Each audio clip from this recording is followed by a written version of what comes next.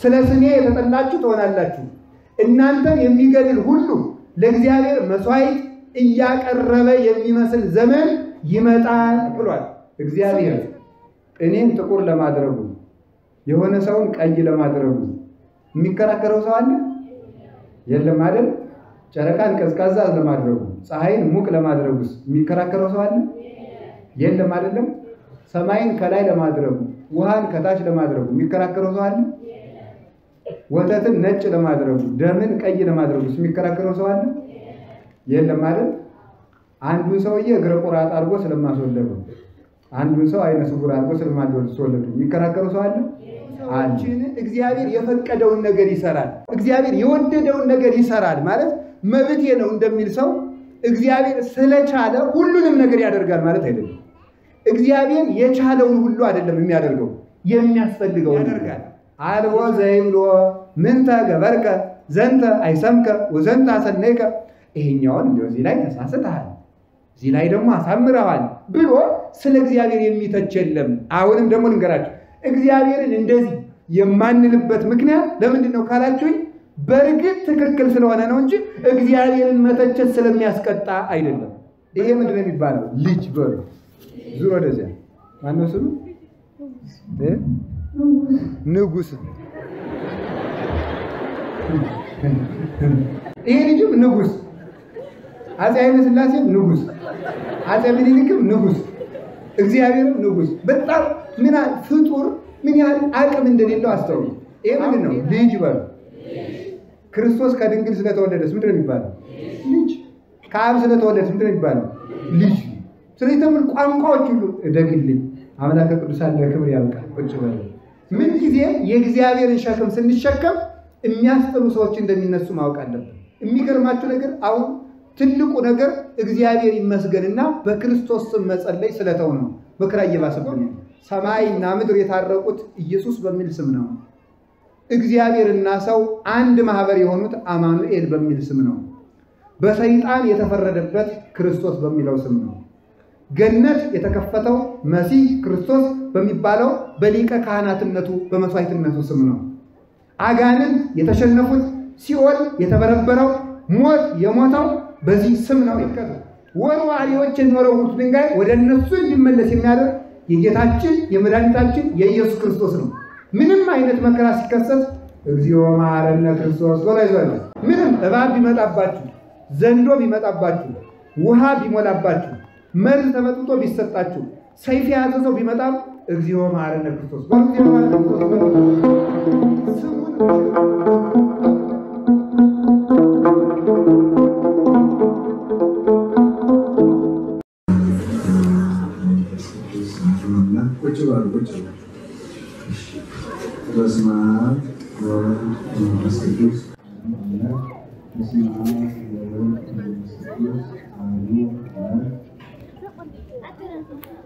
ሳይሆን ለቀጥ ያላማን ተበሰዋል ማለት ይበስማም ብሏን እንጂ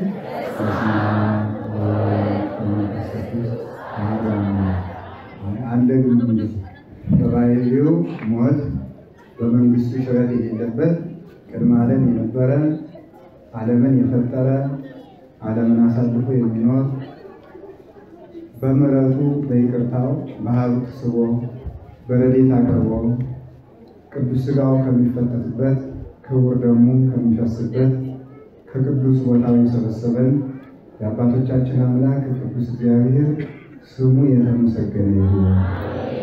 እግዚአብሔርን የወለደችልን ሃይማኖታችን የተማርንባት እውነተኛይቱ የሃይማኖት መጽሐፍ ረሃባችን የከላችልን የሕይወት እንጀራችን መሶብ ጨለማችን የተወገደባት እውነተኛይቱ ምስራቅ የድካማችን ምርኩዝ የሃይማኖታችን በትር እናታችን ድንግል ማርያም ወላዲተ አምላክ ከእግዚአብሔር በታች ከፍጡር በላይ የሷም ስም ክብር ምስጋና ይግባው። ከዕለቱ ንጉሳችን ከቅዱስ ገብርኤል ጀምሮ ቅዱሳን መላእክት፣ ቅዱሳን ነቢያት፣ ቅዱሳን ሐዋርያት፣ ሰማዕታት፣ ደናግል፣ መነኮሳት ሁላቸው እግዚአብሔር ያከበረላቸው ስማቸው ሁሉ የተመሰገነ ይሁን።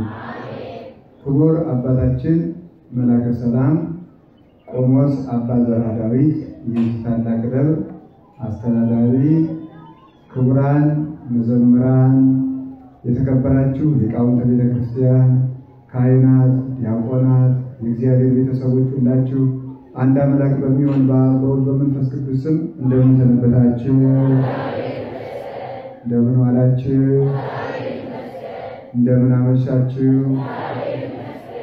ኃጢአታችን ይቅር ብሎ በቸርነቱ እስከዚህ ሰዓት ስላደረሰን ለአምላካችን ክብር ምስጋና ይግባው። ልቡናችንን ሰብስቦ እንዲያስተምረን ቅዱስ ፈቃዱ ይሁንልን። እስመ ዘአህወኒ ውእቱ ይቤለኒ ጾር በሚል ርዕስ እንማማራለን። ያዳነኝ ተሸከም ብሎኛል በሉ። እንደገና በሉ ሁላችሁ። ሶስተኛ በዚህ ርዕስ እንማማራለን። የዮሐንስ ወንጌል ምዕራፍ 5 ቁጥር 11 ላይ ዛሬ የተሰበካችሁት ወንጌል ነው። ተምረናል በየአድባራቱ በያረፈንበት። እኔ መጨረሻ ላይ ታሪኩ ስለተማርነው በሊቃውንቱ ስለተተረጎመልን መጨረሻ ላይ ያለችውን ሐሳብ በራሳችን ሕይወት እንድንማረው ፈልጌ ነው እንጂ የመጻጉዕ ታሪክ የማታውቁት ነውና ሊተርክላችሁ ሊቃውንቱ ያልተረጎሙት ያላመሰጠሩት ሆኖ አይደለም። ሌላ ግን ከዚሁ ታሪክ የምንወስደው ክፍል ስላለ እሱን እንደምንማር ብዬ ነው። እግዚአብሔር ልቡናችንን ይክፈትልን። እንግዲህ ይሄንን የተናገረው አንድ የታመመ ሰው ታሞ የዳነ ሰው ነው። ስም አለው፣ መጻጉዕ አይደለም ስሙ፣ ሌላ ስም አለው። ስሙ አልተጻፈልንም። ስሙ ስለማይጠቅመን የጻፉልን ተግባሩን ነው። በግብሩ መጻጉዕ ወይም በሽተኛው ተብሎ እናውቀዋለን ማለት ነው። እና ይሄ የተናገረው ይሄ ሰው ነው። እንግዲህ ሁላችሁ እንደምታውቁት በኢየሩሳሌም መጠመቂያ 5 ክፍል የነበራት መጠመቂያ ነበረች። ፈውስ የሚገኝባት ናት። ያ መጠመቂያ ምን ማለት እንደሆነ ትርጉሙ ክቡር ሊቀ ሊቃውንት የኔታ ዘርዓ ሐዲስ ማለዳ ተርጉመው ስላስተማሯችሁ የጸበሉን ትርጉም እኔ ነካም አላደርገው ማለት ነው። በዚህ አካባቢ አልሄድም። ስለዚህ ሰውየው ስለዚህ በዚያ 5 መኝታ ነበሯት። ሰዎቹም በሽተኞቹም 5 አይነት ናቸው። ተምራችሁታል? ሳይ እንኳን ተመስገን። ስለዚህ አርፈ ቁጭ በል ነው አይደል? እንኳን ተማራችሁ። ስለዚህ 5 ክፍል ነበሯት፣ 5 መኝታ። የመኝታ ክፍል ወይም የውሃው መመላለሻ 5 ነበር። በሽተኞቹ ስንት ናቸው? 5 ናቸው ማለት ነው። 5 በሽተኞች በዚያ አካባቢ ይተኙ ነበረ። ከዚያ ቀድሞ የገባ ይድን ነበረ። መልአኩ ውሃውን ያናውጠዋል። እዚያ ገብቶ የተጠመቀ ሰው ይድናል። ቅዳሜ ቀን ነበረ ሰው የሚድነው። ስለዚህ የሰውዬ ወረፋ አልደርሰው ብሎ ወይም ተሸክሞ የሚያገባው አጥቶ 38 ዓመት ተኝቶ ኖረ። ጌታችን መድኃኒታችን ኢየሱስ ክርስቶስ መጣና ሲያበቃ መዳን ትፈልጋለህ አለው። እሱም ሰው የሌለኝ ሆኖ ነው እንጂ እሱማ እፈልጋለሁ አለ። ጌታም የጠየቀበትን ምክንያት ታውቁታላችሁ። ስለምንድን ነው? እግዚአብሔር በግድ ስለማያድን ማለት ነው። በግድ ስለማያድን። አሁን አንዳንድ ጥያቄ ተነስቶባችሁ ያውቁ? ቆይ እግዚአብሔር ግን ይህን ያህል ስብከት ስበኩ፣ ትርጓሜ ተርጉሙ፣ ወጣችሁ ውረዱ ምናምን ከሚል በአንድ መብረቅ አስደንግጦ ሁሉንም ሰው ክርስቲያን ቢያደርገው ምን ችግር አለ ብላችሁ አታውቁ? ይላል እኮ ብዙ ሰው ማለት ነው። አንድ ቀን ጠራርጎ አፉን ለጉሞ እዚህ ሁሉ ይሄን የሚጫጫዋውን በቤተ ክርስቲያን አካባቢ ከቦ የጣዖት እንዲያ ያለ ሰርቶ የሚጫጫዋውን ሁሉ ጉሮሮውን ዘግቶ ያመጣው ትላላችሁ አይደል? አንዳንድ ቀን እንላለን። ግን ምንድነው? እግዚአብሔር የውድ አምላክ ነው። ያ የሆነበት ምክንያት የሰው የተፈጠረበት ዓላማ ይፈርሳል። ሰው ማንን መስሎ ነው የተፈጠረ? እግዚአብሔርን። እግዚአብሔርን ከምንመስልበት መልክ አንዱ ደግሞ ምንድነው? ነፃ ፈቃድ ይባላል። ነፃ ፈቃድ እግዚአብሔር እኔን ጥቁር ለማድረጉ የሆነ ሰውን ቀይ ለማድረጉ የሚከራከረው ሰው አለ? የለም አይደል? ጨረቃን ቀዝቃዛ ለማድረጉ ፀሐይን ሙቅ ለማድረጉስ የሚከራከረው ሰው አለ? የለም አይደለም? ሰማይን ከላይ ለማድረጉ ውሃን ከታች ለማድረጉ የሚከራከረው ሰው አለ? ወተትን ነጭ ለማድረጉ ደምን ቀይ ለማድረጉ የሚከራከረው ሰው አለ?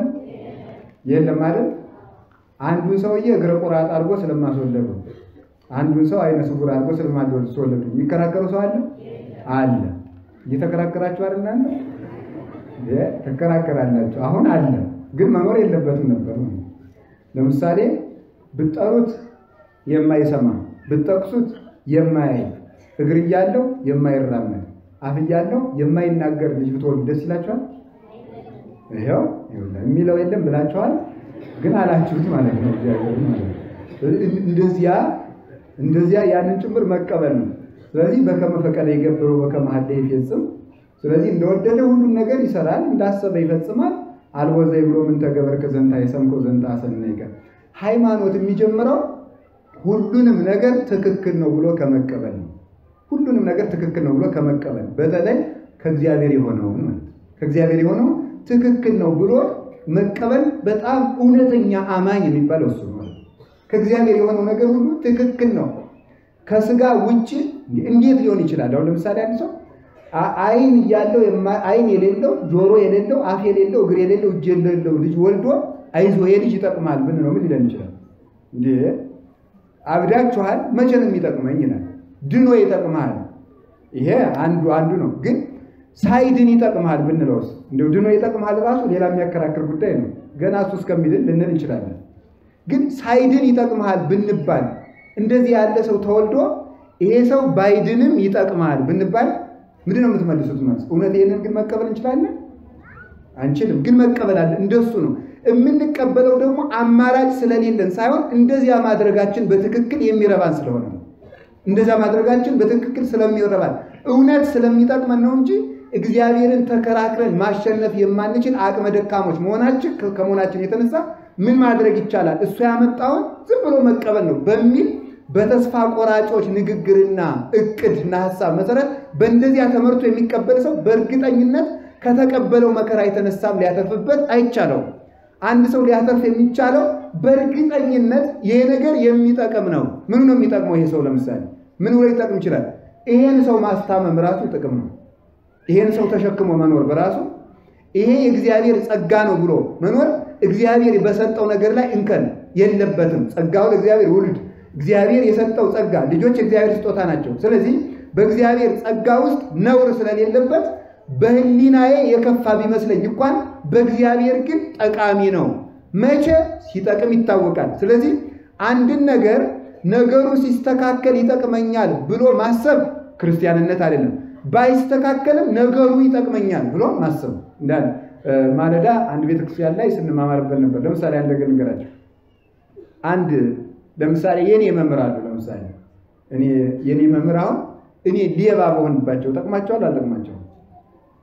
ሁልጊዜ መስረቅ፣ መጽሐፋቸውን መስረቅ፣ ካባቸውን መስረቅ፣ ቀሚሳቸውን መስረቅ አሁን ይጠቅማል አይጠቅምም? አይጠቅም ማለት እንዴት አወቃችሁ? ለኔ ነው የማይጠቅመኝ፣ ግን ለሳቸው ይጠቅማል አይጠቅምም? አንድ ባይታዊ ነበርና ደቀ መዝሙሩ ዝም ብሎ ሁልጊዜ መስረቅ ነው ስራው። ለአባይችን ዳቦ ስጥልኝ ሲባል እሱ ተቀድሞ ይበላታል። እችን ስጥልኝ ሲባል እሱ በቃ እንደዛ ያደርግና እግዚአብሔር በጣም ብዙ የብርሃን አክሊል ሰጣቸው ሲሞቱና ምንድነው ያላቸው? እግዚአብሔር ይሄን ሁሉ አክሊል የሰጠው ያን ሌባ ደቀ መዝሙርህን ታግሰ ስለኖርክ ነው አላቸው። ከዚያ ምን አሉ? ሊያርፉ ሲሉ ደቀ መዝሙራቸውን ጠርተው እጆቹን ሳሙና እየሰረቁ ክብር ላሰጡኝ እጆች ክብር ይገባቸዋል። በጣም ነው የሚያስደንቀው ማለት ነው። አንድ ሰው ተመልከቱ፣ ይሄ ነው ጥቅም አይገኝበት። እንደ ሰው ከተዘጋው ነገር ላይ እንደ እግዚአብሔር የተከፈተ ነገር ብሎ አለ ብሎ ለልብ ነግሮ ልብን በዚያ መሰረት ላይ ማቆም ነው ሃይማኖት የሚባለው ነው። እሱን መቀበል እምነት ተብሎ ይጠራናል። እንዲህ ያለ ልቡና ያድለን። ስለዚህ ከእግዚአብሔር የሆነውን ነገር ሁሉ ለመቀበል ዝግጁ ናቸው አይደለም? ናችሁ? ለምሳሌ አሁን ትንሣኤ እየመጣ ነው። እሁድ በተክሊል አግብታችሁ ሰኞ ጧት የሚስቲቱ እግር ቢወልቅ ተቆምጦ ቢወልቅ ይህን ትቀበላላችሁ? አሁን ላፍማ ማን አለ? አሁን ሰውየው ተመልከቱ። በጣም ብዙ ድንቅ እኮ ነው። እውነቴን ነው። ቀላል ይመስላችኋል? አግብቶ የሰውየው እግር በቃ ከወገቡ በታች ወይም ወይ ተከሻው ውልቅልቅ ቢል በበነጋው ምንድነው የምትሉት? በእውነት እንዲያውም በጣም ነው የምትናደዱት። ይሄ ሰውዬ ወይ ትናንትና በሆነ ነገር አስገጥሞ ነው ሲቀልድብኝ ነው አላት እንዳለን እኮ በእውነት ማለት በርግጥ ያንን አተርፍበታለሁ ብሎ የሚቀበል ሰው አለ? አሁን እውነቴን ነው የምነግራችሁ። ለቤተ ክርስቲያን ሁልጊዜም እንደምናገረው 3 ማህፀን አላት ሊቃውንት እንዳስተማሩ። ትዳር፣ ምንኩስናና ክህነት ናቸው። 3ቱ ማህፀኖች ከደፈረሱ አገርም ቤተክርስቲያንም ትደፈርሳለች። እነዚህ 3ቱ ማህፀኖች ከደፈረሱ ትዳሩ ብልሽት ያለበት ምክንያት የሆነውን ነገር ሁሉ ባኮቴት መቀበል የለም። መከራ ሲመጣ መቀበል የለም። መከራውን ከመቀበል ይልቅ መከራው እንዲርቅ መጸለይን እንወዳለን ሁልጊዜ ማለት። ጸሎታችን ሁሉ እንደዚያ የወረት ጸሎቶች ናቸው። ስለዚህ ያንን አምኖ ከመቀበል ይጀምራል ክርስትና። የእግዚአብሔር የሆነውን ለመቀበል እንድንቀበል የልብ ጉልበት ያድለን። ስለዚህ ተመልከቱ፣ ለምንድነው ሰዎችን እግዚአብሔር የፈቀደውን ነገር ይሰራል? የሚፈቅደው ደግሞ በደንብ የምታስተውሉልኝ፣ የሚፈቅደው እግዚአብሔር የወደደውን ነገር ይሰራል ማለት መብቴ ነው እንደሚል ሰው እግዚአብሔር ስለቻለ ሁሉንም ነገር ያደርጋል ማለት አይደለም። እግዚአብሔር የቻለውን ሁሉ አይደለም የሚያደርገው፣ የሚያስፈልገውን ነው የሚያደርገው። የቻለውን ነገር ሁሉ ቢያደርግ እግዚአብሔር ሰው አንድ ቀን ማደር ይችላል? የቻለውን ሁሉ እግዚአብሔር ያደርጋል። አንዳንድ ጊዜ እንዲህ ነው፣ አንተ ሁሉን ቻይ ነህ፣ ለምንድን ነው ግን እንዲህ መከራ ሲደርስብን ዝም የምትል? ቤተክርስቲያን እንዲህ ስትሰቃይ፣ ክርስቲያኖች ሲታረዱ፣ እንደ ጉድፍ ሲቀጡ ለምንድን ነው ዝም የምትለው? እግዚአብሔር የቻለውን ቆይ እግዚአብሔር በረዶን ሁሉ ማዘነብ ይችላል። በረዶን ሁሉ አሁን እዚህ ላይ አምጥቶ ቀጥቅጦ እንዴ! እናንተ ሲጀመር እናንተ የምናውቀው በረዶ አይደለም። ቤት የሚያህል በረዶ እንዳለ ታውቃላችሁ? አንዱ ብቻ እኮ ነው። ይሄ ቢወርድ ይሄን ሰው ጭጭ አደረገዋል። ያን ይችላል እግዚአብሔር። ቢያዘንስ የቻልከውን ሁሉ አድርግ አይባልም። እኛን ቢዘጋንስ?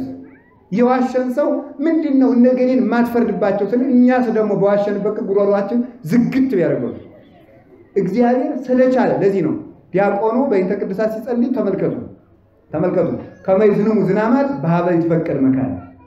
እግዚአብሔር ዝናሙን በሚሻበት ቦታ ያዘን ዘንድ ስለ ዝናም እንማልዳለን ይላል። በሚሻበት ቦታ ዝናም ማዘነብ ስለቻለ እግዚአብሔር ዝም ብሎ በማያስፈልገው ቦታ እንዲያዘን አያዘንም። እግዚአብሔር በሚያስፈልግበት ቦታ እግዚአብሔር የመሬት 7 ያለው እኛን ሲጀመር እግዚአብሔር የፈጠረው 20 ዓለም ነው። ከ20ው ዓለም ተመልከቱ፣ ከ20ው ዓለም ውስጥ እኛ የምንሆንባት ምድር አንዲቱ ናት። ወይም በእናንተ ቋንቋ 1/20 የሚባለው ማለት ነው። አንድ ክፍል ናት መሬት፣ አንድ ክፍል ናት። 7ቱ ሀገሮች የምንላቸው አንድ ክፍል ነው። ከአንዱ ክፍል ውስጥ አንዱ ርስት የበረዶ ርስት ነው።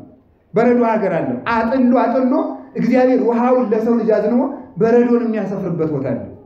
እንዲያ ባይሆን ኖሮ ፍጥረት ውሎ ማደር ባልተቻለው ነበር። ስለዚህ እግዚአብሔር እንደወደደ ይሰራል ማለት የማያስፈልገውን ነገር ስለሚቻለው ይሰራል ማለት ሳይሆን የሚያስፈልገውን ነገር ይሰራል። ደግሞ የጠላውን ነገርም ያደርጋል። አልቦ ዘይብሎ ምንተ ገበርከ ዘንተ አይሰምከ ወዘንተ አሰነይከ፣ ይሄኛውን እንደው እዚህ ላይ ተሳስተሃል፣ እዚህ ላይ ደግሞ አሳምረዋል ብሎ ስለ እግዚአብሔር የሚተች የለም። አሁንም ደግሞ ልንገራችሁ፣ እግዚአብሔርን እንደዚህ የማንልበት ምክንያት ለምንድን ነው ካላችሁኝ፣ በርግጥ ትክክል ስለሆነ ነው እንጂ እግዚአብሔርን መተቸት ስለሚያስቀጣ አይደለም። በደንብ አድርጋችሁ እንድታስተውሉ ይፈልጋል። እግዚአብሔርን ፈርተን ተንቀጥቅጠን አይ እንዲህ ብንለውማ የባሰ ያጠፋናል ብለን ነገር ግን ነገሩ ልክ እንዳልሆነ ተገንዝበን እንደዚህ ባላደረገ ብለን ነገር ግን ስለምንፈራው የምንተወው ሳይሆን በእውነት እስመሩቱ አትፍናው ይሁን እግዚአብሔር የእግዚአብሔር መንገዶቹ ቅኖች ናቸው፣ ነውር የለባቸውም። ጥመት በእግዚአብሔር ርስት እድል ፈንታ ጽዋ ተርታ የለውም።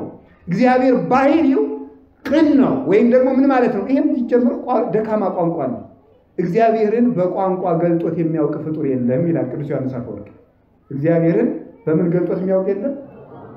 በቋንቋ ስላችሁ በአማርኛ፣ በእንግሊዝኛ፣ በኦሮሞኛ በምናምን የሚባል ጉድ አይደለም። ወይም በትግርኛ በወላይትኛ ማለት አይደለም። በቋንቋ ማለት የትኛውን ቋንቋ ለእግዚአብሔር በቂ አይደለም። አላችሁ የላችሁም? እግዚአብሔር ሀብታም ነው በሉ። አሁን እግዚአብሔር ሀብታም ብቻ ነው? ይሁን ማለት በሉ ማምላክ 10 መኪና ያለው ሰውዬም ሀብታም፣ እግዚአብሔርም ሀብታም እኩል ወይ ጥጋብ እኮ ነው ለይገሩ። የቋንቋ ድህነታችን ይሁንማ ዝም ብላችሁ ማለት ቆይ ለምሳሌ ና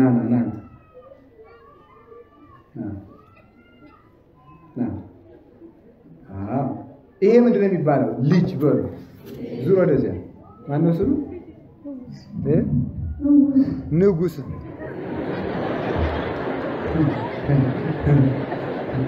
ይሄ ልጅ ማን ነው? እግዚአብሔር ሳ በጣም የሚገርመው ማለት ነው። ስለዚህ ይኸውላችሁ ምን ያክል በቃ ምን እግዚአብሔር አሁን ይሄ ልጅም ቆይ ስሙ ይሄ ልጅም ንጉስ፣ አፄ ኃይለ ሥላሴም ንጉስ፣ አፄ ምኒልክም ንጉስ፣ እግዚአብሔርም ንጉስ። በጣም ምን ፍጡር ምን ያህል አቅም እንደሌለው አስተውሉ። አሁን ሌላ ነገር ስለነገራችሁ ነው ስለ ልጅ። ይሄ ምንድነው? ልጅ በሉ። ክርስቶስ ከድንግል ስለተወለደስ ምንድን ነው የሚባለው? ልጅ። ከአብ ስለተወለደስ ምንድን ነው የሚባለው? ልጅ። ስለዚህ ተምን ቋንቋዎች ሁሉ እደግልኝ አምላከ ቅዱሳን ለክብር ያብቃ ቁጭ በሉ። ስለዚህ የእግዚአብሔር ቤተሰቦች ሁላችንም ማሰብ የሚገባል እኛ እንደምናውቀው ነው እንጂ የሚነገረው እግዚአብሔር ሀብታም ነው፣ እግዚአብሔር ፈራጅ ነው፣ ፈራጅ ፍርድ ቤቱን ፈራጅ፣ እግዚአብሔርን ፈራጅ።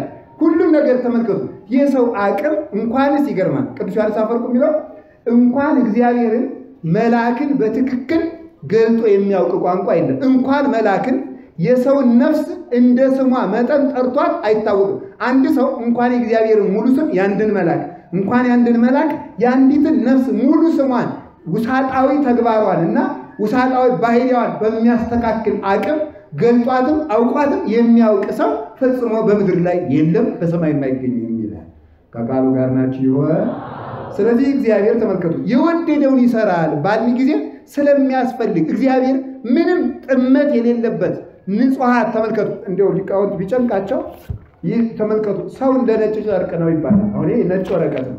ይሄ ነጭ ወረቀት ነው። ቀይ ቀለም ብቀባው ይቀበላል። ጥቁር ቀለም ብቀባው ይቀበላል። አረንጓዴስ ቢጫስ በቃ መቀጠል ነው እንግዲህ ይቀበላል አይደለም? አዎ ሰው እንደዚህ ነው ይላል። ጻድቅ ሲያገኝ ይጸድቃል አይደል? ኃጢአተኛ ሲያገኝ ለምሳሌ እናንተ አሁን እዚህ ቅድም መዘምራን ሲዘምሩ ሁላችሁም ጻድቅ ሲሸቱ ነበር ሲዘምሩ። ደግሞ ወጣችሁ ትዘፍናላችሁ አይደል? መነኩሴ ስታዩ መመንኮስ ያምራችኋል። ሰርግ ስታዩ ማግባት ያምራችኋል። እንደሱ ሰው እንደ ነጭ ጨርቅ ነው ያለ ያቀረቡለትን ሁሉ ይቀበላል። ስለዚህ ሰው እንደዚያ ነው። እግዚአብሔር ግን ባህሪው ተመልከቱ እስመ ንጹሐ ጠባያቲው ለእግዚአብሔር እግዚአብሔር ባህሪው ንጹህ ነው። አሁን በደንብ ይሄንን ምልበት ምክንያት አለ ይነግራችኋለሁ በኋላ። ባህሪው ንጹህ ነው ማለት ውሃ ከመቀዝቀዝ በቀር እሳትነት እንደማይመቸው እሳት ከማቃጠል በቀር ተመልከቱ በሊቃውንት ቋንቋ ለእሳት ባህሪ ውኤት እንጂ ቁረት እንደማይስማማው ለውሃ ባህሪ ቁረት እንጂ ውኤት እንደማይስማማው እሳት መፋጀት እንጂ ቅዝቃዜ እንደማይስማማው ውሃ ማቀዝቀዝ እንጂ መፋጀት እንደማይስማማው ለእግዚአብሔር ባህሪ ጽድቅ እንጂ ኃጢአት አይስማማው። ፈጽሞ ባህሪው ንጹህ ነው። ስለዚህ ምን ማለት ነው? እግዚአብሔር ባህሪው ንጹህ ስለሆነ ማድረግ ስለማንችል የባስ ብንነካ የሱን ሐሳብ ብንነካ ያጠፋናል ብለን ሳይሆን የእግዚአብሔር ነገር ለህሊናችን የከበደና የከፋ የተጣመመ ቢመስለን እንኳን በርግጥ ትክክል ስለሆነ አመስግነን እንቀበላለን። አቅመቢስ ስለሆነ ከሱ ጋር ተከራክሮ ማን ይዘልቃል ብለን እንደምንፈራው ሽፍታ ደንግጠን ሳይሆን በርግጥ እግዚአብሔር እውነት ስለሆነ ነው። እግዚአብሔር እውነት ነው በሉ። እግዚአብሔር ምንድነው? ስለዚህ እግዚአብሔር ዝናብ ሲያመጣ እውነት ነው በሉ። ልክ ነው በሉ። ድርቅ ሲያመጣ እግዚአብሔር ሰላም ሲያመጣ እግዚአብሔር እንድንሞትም ሲያደርግ አቤት እግዚአብሔር ክፉ ሰዎች ሲያባርሩን እንድናመልጥ ሲያደርግ አቤት እግዚአብሔር ክፉ ሰዎች እጅና እግራችን እንዲቆራረጡን ሲያደርግ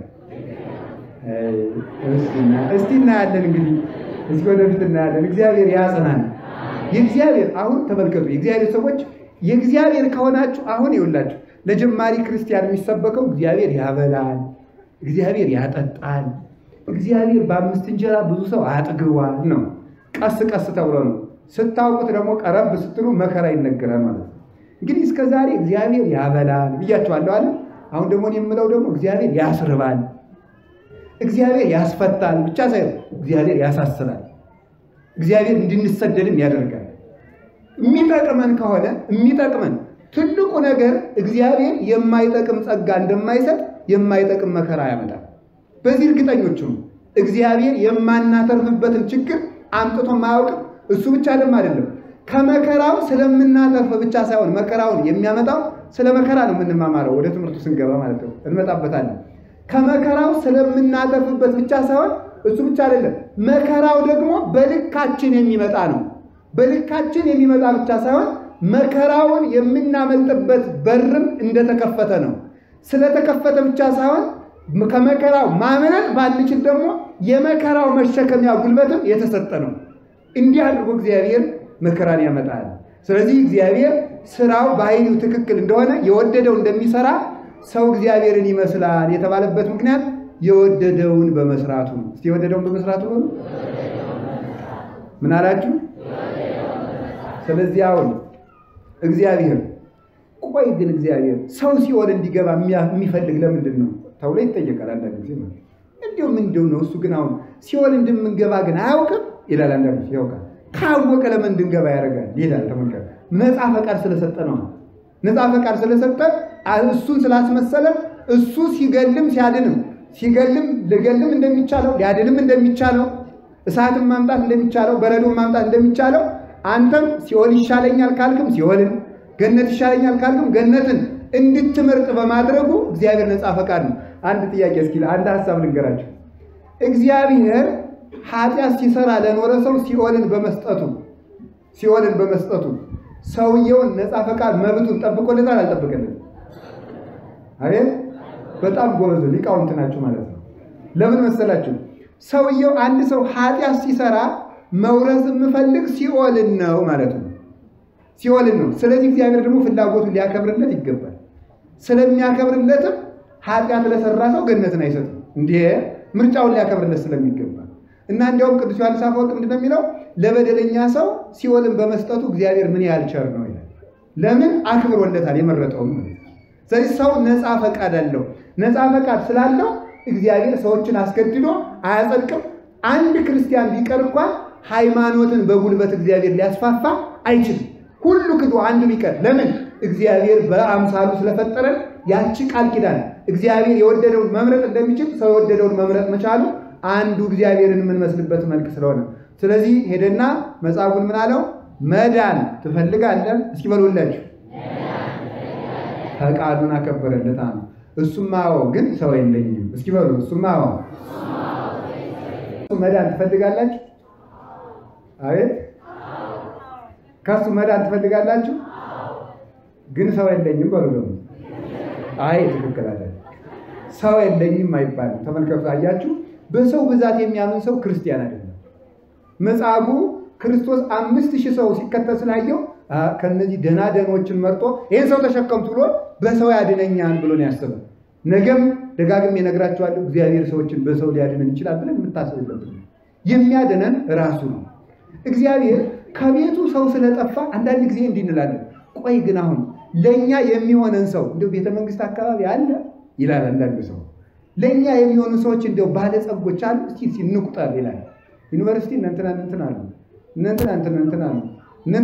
አሉ አይደለም እግዚአብሔር የሱ ያልሆኑት ሰዎች ለማጥፋት የግድ ከሱ ሰዎች ማስነሳት አይገባም ራሳቸውን በራሳቸው ማጥፋት ይችላል ባቢሎናውያንን ናቡከደነጾርን ለማጥፋት እነ ዳንኤልን ጦርነት ነቅጥቆ አይደለም ያላቸው አይደለም ምን ያላቸው ታዲያ ካላችሁ ያለው እንዴት ነው ያደረገው ናቡከደነጾር በብልጣሶር ተተካ ብልጣሶር በቂሮስ ቂሮስ በዳሪዮስ ዳሪዮስ በእስክንድር ጠፋ እስክንድርም ሞተ ማለት ነው እግዚአብሔር ከቤት ጠላት አስነስቶ ራሳቸውን በራሳቸው ይፈጃቸዋል ድመት ልጇን እንደምትበላት የፉኝት ልጆች እናት አባታቸውን በልተው እንደሚገሉ ሃይማኖት የሌላቸው ሰዎች እንደፉኝት ናቸው እፉኝት በጣም የሚገርማችሁ ነው እፉኝት ስትጸንስ በመጽሐፍ እንደተማርነው በምትጸንስበት ጊዜ ምን ታደርጋለች ባልየው ይሞታል የባብ ዝርያ ናት በሙት ባህር ዳርቻዎች አካባቢ የምትገኝ የባብ ዝርያ ናት ይላሉ ሊቃውንቱ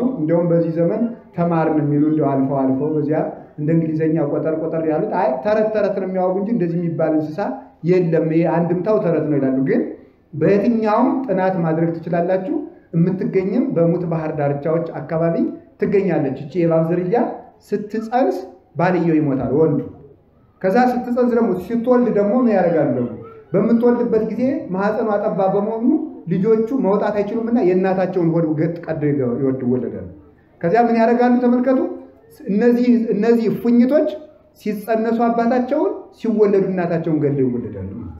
እፉኝት በእፉኝት ይጠፋል። እስኪ በሉላችሁ እፉኝት በምን ይጠፋል? እፉኝት በእፉኝት ይጠፋል። እፉኝት ማለት እባብ ነው። እባብ ማለት ደንቆሮ ነው። እባብ ጆሮዋ ደንቆሮ ነው እና የሚገርማችሁ ቢመክሯት ቢማከሩባት አስተማም እንዲያውም ደግሞ ይባስ ሆኖ ደንቆሮ ጆሮዋ በላይ ጅራቷን ሰውነቷን ታጥፍና ጅራቷን ጆሮዋ ለከነበረበት ላይ ታደርገዋል። ጆሮዋ ተደፍኗል። ከዚያ በኋላ ምን ታደርጋለች መሰላችሁ? ወከወ ከማሩ የምድ ጽምም ትዘኒያ ይላል ቅዱስ ዳዊት። ጆሮዋ እንደነቆረች እባብ ናቸው አሕዛብ ይላል። ትጠቀልልና ወገቧን ጅራቷን አምጥታ ጆሮዋ ከነበረበት ላይ ጆሮዋ ተደፍኗል። እግዚአብሔር እባብን ሲረግማት እግሯን አሳጥቷታል፣ ጆሮዋን ደፍኖባታል፣ አፈር ላይ ብሏታል። ሶስቱን ነገሮች ነው እርግማን የደረሰባት። ሰው ከእግዚአብሔር ሲለይ አፈር ብላ እንደተባለ ሟች ይሆናል፣ ምድራዊ ይሆናል። እግሩ ሽባ እንዲሆንበት ወደ ሰማይ ማሰብ የሚችልበት እግረ ልቡና አይኖረውም። ጆሮው እንደደነቆረ ጆሮዋ እንደተደፈነ ሰው መዳኛውን አይሰማም፣ የሚጠቅመውን አይሰማም። ከእግዚአብሔር ረድኤት ሲለይ ማለት ነው። ከዛ ይህች እባብ የሚገርማችሁ የዚህች እባብ ዝርያ መርዟ ያለ አንደኛ ከጭንቅላቷ ነው፣ ሁለተኛ ከጅራቷ ነው። ከዚያ በኋላ ጅራቷን ወስዳ ከጆሮዋ ላይ በማስቀመጧ መዝሙር 59 ላይ መመልከት ትችላላችሁ። ጅራቷን ወስዳ ከጆሮዋ ላይ በማስቀመጧ የጅራቷ ጫፍ ፀሐይ ሲመታው ይቀልጥና ጆሮዋ በነበረበት ትንንሽ የላበት መውጫ ቀዳዳዎች ይገባና የራሷ መርዝ እባቢቱን ይገላታል። እፉኝት በእፉኝት ይጠፋል፣ እባብ በእባብ ይጠፋል። ሰው የሚጠበቅበት ርግብ መሆን ነው። እግዚአብሔር ርግብ እንድንሆን ይርዳን። የእባብን ብልሃቱን ደግሞ ፈጽሞ መድኃኔዓለም ያድለን። ስለዚህ እግዚአብሔር ሰው የለኝም ብለን እንደ መጻጉዕ በዚህ ዘመን መከራው እንዲርቅ እንፈልጋለን። ግን ሰው የለኝም ሳይሆን አዎ አንተ አቡነ ወአንተ እምነ፣ አንተ አባታችን አንተ እናታችን ነህ፣ አንተ ልታድነን አንተ ልታጠፋን ትችላለህ ብለን ወደ እግዚአብሔር ማመልከት ነው። አምላከ ቅዱሳን ልመናችንን ይስማል። በኋላ እንግዲህ መጻጉዕን በአልጋህን ተሸከም አለው። አያችሁ የላይኛውን ታሪክ ትቻለሁ። የጸበሉ ሁሉ አልጋህን ተሸከም አለው። አልጋው ሊቃውንት እንደሚያስተምሩት በአጭር ቃል ለምን አልጋህን ተሸከም ሲለው አልጋው የብረት አልጋ ነበረ። ስለዚህ ተመልከቱ 38 ዓመት የተኛ ሰው እንኳን አልጋ ሊሸከም ራሱ መቆም አይችልም። ክርስቶስ ሲል ግን የ38 ዓመት በሽተኛ የብረት አልጋ ይሸከማል።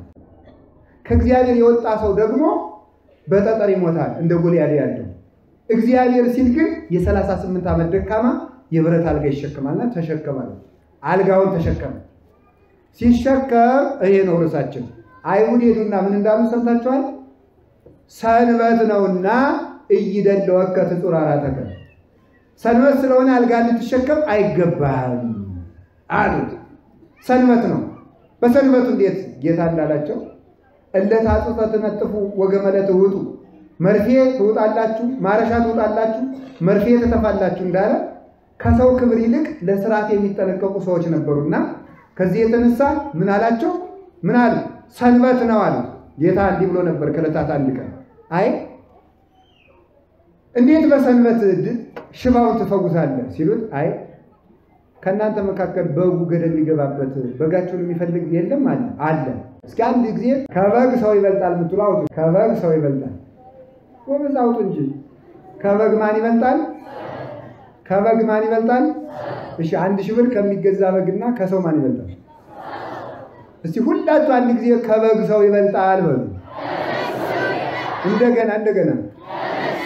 እንደገና ከበግ ሰው ዛሬ በዚህ ዘመን ግን ከሰው በግ በልጧል። ያ ማለት ምን ማለት ነው? ሁሉ ጊዜ አሁን ኢትዮጵያ ውስጥ ሰው የሚገዳደልበት ምክንያት ምንድነው? ከሰው ይልቅ ለሰው የተፈጠረ ነገር ቅድሚያ ስለተሰጠው ነው። መሬት፣ ጥቅም፣ ሹመት፣ ገንዘብ እነዚህ ከሰው ያነሱ ነገሮች ናቸው። እግዚአብሔር ሰው ከሰጠን እነዚያን መስጠት አይከብደውም። ከባዱ ነገር ሰው መፈጠሩ ነው። ሰው እግዚአብሔር መልክ ነው። ሌላው ጥርቅም ነው። ከባዱ ነገር የእግዚአብሔርን መልክ ማግኘት ነው። ሰው የሰጠ እግዚአብሔር ለሰው የሚያስፈልግን አይነሳም ነበር። እንዲያውም አይዟችሁ ዝናቡን አትፍሩ ተመጣም ያው እንግዲህ መቀበል ነው። እና አንድ ሁላችሁም በታሪክ ተምራችሁታል። የሱፍ ልብስ የተጀመረበት ሀገር ወዴት ነው? በታሪክ የተማራችሁ ነው። በሁለቱም ወገን ድንግል ናቸው በዚያም በዚህ ማለት ነው። እሺ ማናት? እንግሊዝ ነው መሰል አይደለም የምትባለው ሀገር ይመስለኛል። እና እዚያ የበጎች ጠጉር በነገራችን ላይ አሁንም ሰው የሚለብሰው ሱፍ አይደለም። ሱፍ አሰፋው የሚለው ውሸቱን ነው። ሱፍ ከበግ ጠጉር ነው የሚሰፋ እንጂ ሱፍ አይደለም ማለት ነው። እና ሱፍ ከጃንሆይ ወዲህ ያለ አይመስለኝም አልነበረ የለም ዛሬ ሱፍ የለም። እና ዝም ብላችሁ ስም አውጥታችሁለት ነው እኔ ካባ ያሰፋውን ካባ ታሰፉና ሱፍ ትልታላችሁ እንጂ ሱፍ አይደለም። ሱፍ ከበግ ጠጉር ነው የሚሰራና እሱ ሲሰራ ከሱፍ እግርም ይሰራል በርግጥ እሱ የለም አሁን።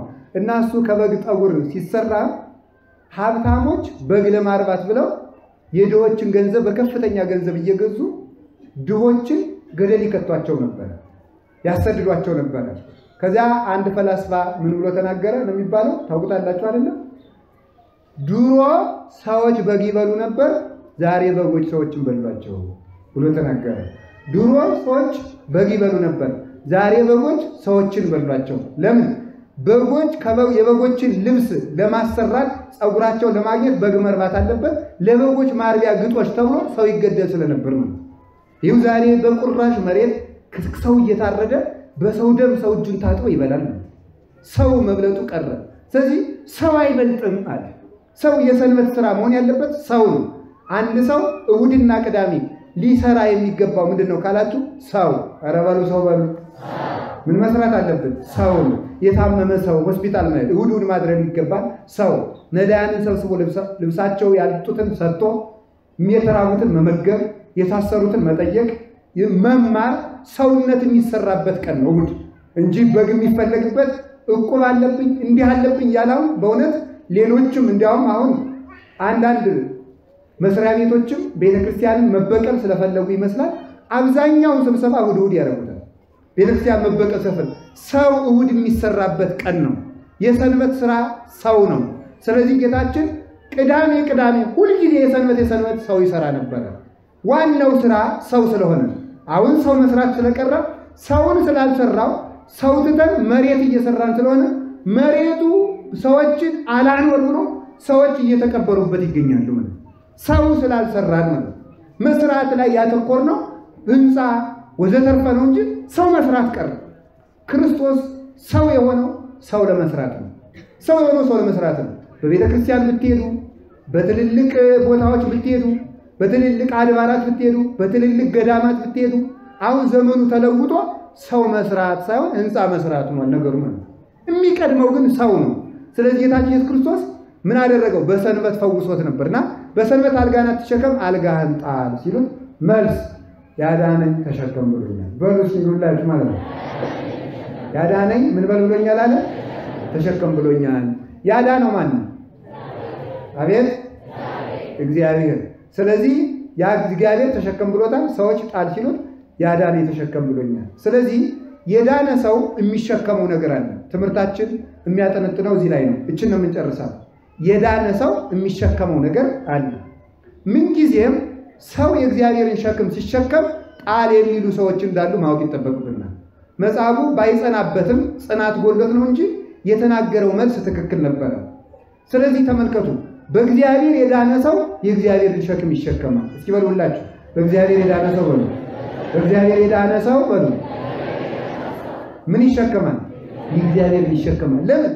በእግዚአብሔር የዳነ ሰው የእግዚአብሔርን ሸክም የሚሸከመው ከዲያብሎስ ሸክም ስለወጣ የእግዚአብሔርን ሸክም ይሸከማል። ከተጨማሪ የእግዚአብሔር ሸክም ለመዳን የእግዚአብሔርን ሸክም ይሸከማል። ያ የብረት አልጋ የእግዚአብሔር ጽናት አምራት ጽና ኃይልና ከእግዚአብሔር የሚመጡ ጽኑ መከራዎችን የሚያስተረጉም ነው ብለው አባቶቻችን ያስተምራሉ። ስለዚህ ጌታችን ኢየሱስ ክርስቶስ መጻጉዕን ካዳነ በኋላ አልጋህን ተሸከም ያለው መጻጉዕ የሚወክለው አዳምንና ጠቅላላ ክርስቲያኖችን ነው። መጀመሪያ ከበሽታው አዳነው ማለት ከ5500 ዘመን መከራችን ተሰቅሎ ሙቶ ተቀብሮ ተገርፎ ቆስሎ አዳነን። ከዚያ በኋላስ ማለት ምን አደረገ? አልጋህን ተሸከም ያለን ማለት ነው። ከዚያ በኋላ እሱ መርገማችን ካጠፋ በኋላ ጌታችን ኢየሱስ ክርስቶስ እንድንሸከማቸው የሰጠን ሸክሞች አሉ። ስለዚህ ተመልከቱ፣ ክርስትና የሚለካው የእግዚአብሔርን ሸክም ጸንቶ ተሸክሞ በመዝለቅና እሱን ደግሞ ፈጥኖ በመጣል ነው። የሰዎች ብዙ ሰዎች ይጀምራሉ ይጥሉታል። ተመልከቱ፣ ምን ጊዜም እንደተሸከመ ጥያቄ ጀመረ። አሁን ተመልከቱ አንዳንድ ጊዜ ጸሎት ትጀምራላችሁ እንዲያውም ብዙ ጊዜ ባለፈው ምዝብ ብቻ አስተምራለሁ የቄስ ተማሪ ብዙ ጊዜ ይችን ይናገራል ጸሎት ይጀምርና መልካ ኢየሱስ ዳዊት ይደጋግምና ኋላ ሌሊት ባህር ሲከተው እሳት ሲጥለው አንዲቱ ጋር ሲያጋባው አንቱ ጌቱ ጋር ሲያፋታው ያለው ኋላ የባስ ጸሎት ተነካክቼ ጀምሬ ነው እንዴ ሲያነሳ አርፌ ልቀመጥ ነገሩ ምንድነው ሸክሙን ጣል ምን ጊዜም ተመልከቱ ላልተሸከመ ሰው ክርክር አይጀመርለትም ምን ጊዜም የእግዚአብሔርን ሸክም ስንሸከም የሚያስጥሉ ሰዎች እንደሚነሱ ማወቅ አለብን ሁልጊዜ ማስተዋል የሚገባችሁ ነው እነሱን ሸክሞች ነው የምነግራችሁ የእግዚአብሔርን ሸክም ስንሸከም በሉ ጣሉ የሚሉ ሰዎች ይነሳሉ እኛ የእግዚአብሔርን ለመሸከም ስንነሳ የዲያብሎስ ሰዎች ደግሞ የእግዚአብሔርን ጣሉ ብለው ይነሳሉ ስለዚህ ልዩነታችን የእግዚአብሔር የሆኑ ሰዎች የእግዚአብሔር ካልሆኑት የምንለየው የእግዚአብሔር የሆነውን ነገር ባለመጣላችን ነው የሚያስጥል ስለሌለ ሳይሆን ጸንተን በመሸከማችን ነው የክርስቶስ መሆናችን የሚለካው እኛ ግን የምንፈልገው አንደኛ ሸክም እንዳንሸከም ከተቻለ ደግሞ ጣሉ የሚሉ ሰዎች እንዳይኖሩብን ሸክሙን ጣሉ የሚሉ ሰዎች እንዳይኖሩብን እንዳንነካካ ድነን እንድንቀር ዝም ብለን እንድንቀር ፈልጋለን ነገር ግን የእግዚአብሔር ሆናለሁ የእግዚአብሔርን እሸከማለሁ ላለ ሰው ጣል የሚሉ የዲያብሎስ ሰራዊት ይነሳሉ ማወቅ የሚጠበቅበት እሱ ነው ሸክማችን ተሸክመን እንድንዘልቅ አምላክ ቅዱሳን ይርዳል የሰጠንን ሸክም ጥቂት ልንገራችሁ የመጀመሪያው እንድንሸከም ያዘዘን ስሙን ነው እስኪ ስሙን ባሉ ምን አላችሁ ስሙን እንድንሸከም ከመትጹር ስሜ ተመልከቱ በውስጥ አይዛብ እግዚአብሔር ቅዱስ ጳውሎስን ከመይጹር ስሜ በውስጥ አይዛብ ለራሱ ስሜን በአይዛብ መካከል እንድትሸከም አዘሃለሁ ብሎታል ለሐናንያ ነብዩም ሲናገር እኔ ጳውሎስን ስሜን በአይዛብ መካከል እንዲሸከም አመለከተዋለሁና እሱን ተቀበለው ብሎ እንደተናገረ የሰው ልጅ ክርስቲያን በመሆናችን መጀመሪያ የምንሸከመው የክርስቶስ ስም ነው የክርስቶስ ስም ምንድነው የሚባለው እሱ የክርስቶስ ስም ዘይት ነው እፍረት ዘተሰውጠ ስምከ እንዳለ መኃልየ ሰሎሞን ምዕራፍ 1 ቁጥር 1 ጀምሮ እንደተነገረ የክርስቶስ ስም ዘይት ነው የክርስቲያኖች ስም እንደ ብረት ይሆንና የክርስቶስ ስም በላያቸው ላይ ሲፈስባቸው ያን ጊዜ የኃጢአታቸው የድንቁርናቸው ዝገትና የሞት ዝገት ረግፎ ተወልሎ ይለቅላቸዋል ማለት ነው ስለዚህ የክርስቶስን ስም መሸከም የመጀመሪያው ስም ነው ስሜን ተሸከሙ አሁን ብዙ ጊዜ የሌላ እምነት ድርጅቶች ያነሳሉ እኛ ክርስቲያን የማንሆንበት ምክንያት ክርስቲያን የሚለው ስም አንጾኪያ የሚባል ቦታ ላይ ስለወጣ ሰዎች ባወጡት ስም መጠራት ስለማንፈልግ ስለዚህ ክርስቲያን የተባሉ ሰዎች ክርስቲያን የሆኑት ቆይተው ስለሆነ በዚህ ምክንያት ክርስቲያን አንሆንም ይላሉ እንዲሁም አንዳንዶችማ እንደዚህ ነው የሚሉት እናንተ እኮ ኋላ ማተብ አስራችሁለት ነው እንጂ ክርስቲያን የሆነው ይላሉ ሰው ሲወለድ ሌላ ነው ይላሉ ስም አንጠራ እግዚአብሔር ፍጥረቱን እንድናስቀምጥለት ስለፈለገ ነው ስለዚህ ተመልከቱ ሰው ግን በደንብ አስተውሉ ሰው ማተብ ስላሰርንለት ቀድሞ ሌላ እምነት ነው ስላሰርንለት ሳይሆን ክርስቲያን ሰው በቁሙ ክርስቲያን ነው እስኪ አንድ እጃችሁን ዘርጉት ወደዚህ እንደዚህ ነው መዘርጋት ማለት ታውቁ ስዘርጉት አሁን ከራሳችሁ እስከ እግራችሁ ቋሚ ግራጃችሁና ቀኛችሁ አግዳሚ ምን ሆናችሁ እናንተ አቤት መስቀል ስለዚህ ሰው ሲፈጠር ጀምሮ በማን አምኖ ነው በባንዲያ ነው የተፈጠረው በመስቀል አምኖ ነው የተፈጠረው ማለት አንገቴ አሁን አንገቴ ብቆረጥ በመስቀል ማመን አይቀርም ይሄ የተቆመጠው ራሱ መስቀል ይላል ራሱ እሱ ብቻ አይደለም እኔ ደስ የሚለኝ አንድ ነገር አለ ማምላክ ክርስቲያኖች ታርደው አልቀው ራሱ ያላመኑ ሰዎች መስቀሉ ነው ይታያል ራሳቸው መስቀል ይሰብካሉ ባይወዱት መስቀል አልወድም እንግዲህ እጃውን ቆራጡልኝ ቀኛንም ቆራጡኝ አንገቴንም ቆራጡኝ ማለት አይችልም ባይወደው መስቀልን በቁመቱ ይሰብከዋል ባያምነው ቢያንገሸግሸው መስቀልን አታሳይ መስቀሉ የተተከለበት ቤተክርስቲያን አቃጥሎ የክርስቲያኖችን አርድ አንገት ቆምጦ ስለጣለው ራሱ ላይ መስቀል አለ ሌሊት ያቃዥው ያድራል እዚያ ላይ የራሱ መስቀል አይደለ ለምን አታምንብኝም ይላል እዚያ በኋላ ደግሞ ይገላል ለምን አታምንብኝም ይላል አሁን ማለት ከመስቀል ማምለጥ አይቻልም ማንንም ሰው ከመስቀል መዳፍ ስር ነው ያለው ስለዚህ ተመልከቱ አላችሁ የላችሁም እግዚአብሔር ከሁላችን ጋር ይሁን ስለዚህ የክርስቶስን ስም እንድንሸከም ተደርገን ቀድሞውኑ የተፈጠርነን ቀድሞ መፈጠራችን ክርስቶስ ሳይወለድ የክርስቶስን ስም እንድንሸከም ተደርገን የተፈጠርነን ይሄ ስም ቀላል ይመስላችኋል እንዴ እንዲሁ ቅዱስ ዮሐንስ አፈወርቅ መላልሶ ሲናገረው መዝሙረ ዳዊት ሲታረጎም ሰማይና ምድር የታረቁት ኢየሱስ በሚል ስም ነው እግዚአብሔርና ሰው አንድ ማህበር የሆኑት አማኑኤል በሚል ስም ነው። በሰይጣን የተፈረደበት ክርስቶስ በሚለው ስም ነው። ገነት የተከፈተው መሲህ ክርስቶስ በሚባለው በሊቀ ካህናትነቱ በመስዋዕትነቱ ስም ነው። አጋንንት የተሸነፉት ሲኦል የተበረበረው ሞት የሞተው በዚህ ስም ነው ይላል። እንዲያውም ተመልከቱ አስቀድመንም እንደተነጋገር አንድ ቀን ይገርማቸዋል። አጋንንት አባ እንጦንስ ከባቱ ሆኖ ከሚጸልይበት ጅብ፣ ፈረስ፣ አንበሳ፣ ዘንዶ፣ አይጥ፣ ጉርጥ፣ እባብ ሆኖ ተሰብስበው መጡ። አይ እንግዲህ ከክርስቶስ ተፈቅዶላችሁ ከሆነ ሲል ገና ብን ብለው ጠፉ። ማለት ከክርስቶስ ተፈቅዶላችሁ ከሆነ አጥፉኝ ነው ማለት የፈለገው መጀመሪያ ማለት ግን ስሙን ሲጠሩበት ስሙን ሲጠራበት ብን ብሎ ይጠፋል። የሚገርማችሁ ነገር አሁን ትልቁ ነገር እግዚአብሔር ይመስገንና በክርስቶስ ስም መጸለይ ስለተው ነው መከራ እየባሰብን ያለው። በክርስቶስ ስም መጸለይ ማለት ማለት እግዚኦ መሐረነ ክርስቶስ እግዚኦ መሐረነ ክርስቶስ ነው። ምን ማለት ነው አልኳችሁ? ተኝታችሁ በመኝታዬ ማስባለሁ እንዳለ የመኝታ ጸሎት ጨርሻለሁ ብላችሁ ዝም ብላችሁ እንደ ግንድ መውደቅ የለባችሁ። ተኝታችሁ መኝታችሁ ላይ ሆናችሁ እንቅልፍ እስከምትመጣ ባለችው ቅጽበት እንኳን እግዚኦ መሐረነ ክርስቶስ እግዚኦ መሐረነ ክርስቶስ እግዚኦ መሐረነ ክርስቶስ እግዚኦ መሐረነ ክርስቶስ ከሰዎች ጋር ለረጅም ወሬ ተቀምጣችሁ ሰዎች እያወሩ እግዚኦ መሐረነ ክርስቶስ እግዚኦ መሐረነ ክርስቶስ የሚገርማችሁ ክፉ ሰው እዚያ ማዶ ሲመጣ እየመጣውልህ ነው ሲያለ ሲመጣ እግዚኦ መሐረነ ክርስቶስ ደህና ሰነበታችሁ ብለ ይላል። እውነት ማምላክ ነው። የኢየሱስ ክርስቶስ ስም ቀላል ይመስላችኋል? እንኳን አንድ ሰው ከመለስሙ ለኢየሱስ ክርስቶስ ይስግድ ሁሉ ብርክ ሁሉ ዘውስተ ሰማይ ወዘውስተ ምድር ወዘይታይት ያለ ምድር ለኢየሱስ ክርስቶስ ስም ጉልበት ሁሉ በሰማይና በምድር ያለ ሁሉ ሊንበረከክ ሊንቀጠቀጥ ይገባል። በትክክል የመድኃኒታችን ኢየሱስ ክርስቶስን ስም መሸከም አለብን። በሱም ልናፈር አይገባም። ስሙን ተደጋግሞ በመጥራት አቤቱ ብለን መሐረነ ክርስቶስ ብለን መምጣት እንደ ንጹህ መገበሪያ ለክርስቶስ ንጹህ መስዋዕት በመሆንና ለክርስቶስ ፈቃድን በመቁረጥ ስሙን ደጋግሞ በመጣት ማረኝ ጌታዬ ኢየሱስ ክርስቶስ። እንዲያውም የጸሎት የመጨረሻው ጸሎት የሚባለው ከስትንፋስ ጋር መጸለይ ነው። እስቲ ከስትንፋስ ጋር መጸለይ ነው። አንድ ጊዜ ተንፈሱሽ መተንፈስ ይውላችሁ አየር ታስገባላችሁ አይደል? ወደ ውጭ ወጣ። በደንብ ስሙ። አንድ ባይታዊ ይሄንን የጸሎት ቀመር ለማወቅ በጣም ብዙ አመት ጥሬ እየቆረጠ መለፍቶበታል። በረሃ ላይ ወድቆ አንተን እንዴት ነው ማስበስል የሚቻለው ሲባል ከስትንፋስ ጋር መጸለይ ማለት ወደ ውስጥ ነፋስ ሲስብ እግዚኦ ይላል። እስቲ እግዚኦ በሉ። ከዛ ደግሞ ሲተነፍስ ምን ይላል? መሐረነ ክርስቶስ። እስኪ መሐረነ ክርስቶስ በሉ። አሁን ተመልከቱ። አሁን አየር ሳቡ በልባችሁ እግዚኦ በሉ። ከዛ አሁን ደግሞ ተንፈሱ መሐረነ ክርስቶስ። በቃ እንደዚህ የሚል ሰው ቢተኛ እንኳን የልብ ምቱ ስለማይቋረጥ ጸሎቱ አይቋረጥበትም። ነፍሱ ትጸልያለች ማለት ነው። ልቡ የልብ ምቱ በተመታቁበት እግዚኦ መሐረነ ክርስቶስ እግዚኦ መሐረነ ክርስቶስ እግዚኦ መሐረነ ክርስቶስ ከሰው መሃል እየተነጋገረ ሁሉ ሰው እግዚኦ መሐረነ ክርስቶስ ብሎ መጸለይ ይቻላል። ስለዚህ የኢየሱስ ክርስቶስን ስም ክርስቲያን የምትለውን ስም ሁሉ ጊዜ ተሸክሞ በመኖር በዚህ ምክንያት በክርስቶስ ስም መከራ አሁን ተመልከቱ። መከራ የተጀመረው ስለምንድን ነው ካላችሁ የክርስቶስን ስም ጣሉ ነው። ተመልከቱ።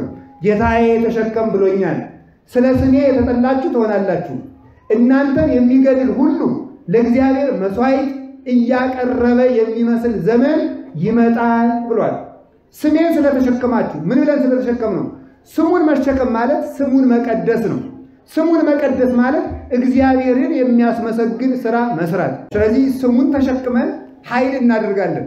በሚገርማችሁ በቅዱሳን በሰማዕታቱ ዘመን በዲዮቅልጥያኖስ ጊዜ ወደ ሰማዕታቱ ድንጋይ በሚወረወርበት ጊዜ እግዚኦ መሐረነ ክርስቶስ ሲሉ ወደ ሰማዕታቱ የተወረወረው ድንጋይ ተመልሶ ድንጋይ የሚወረውሩ ወታደሮችን እየመታ ይጥላቸው ነበር።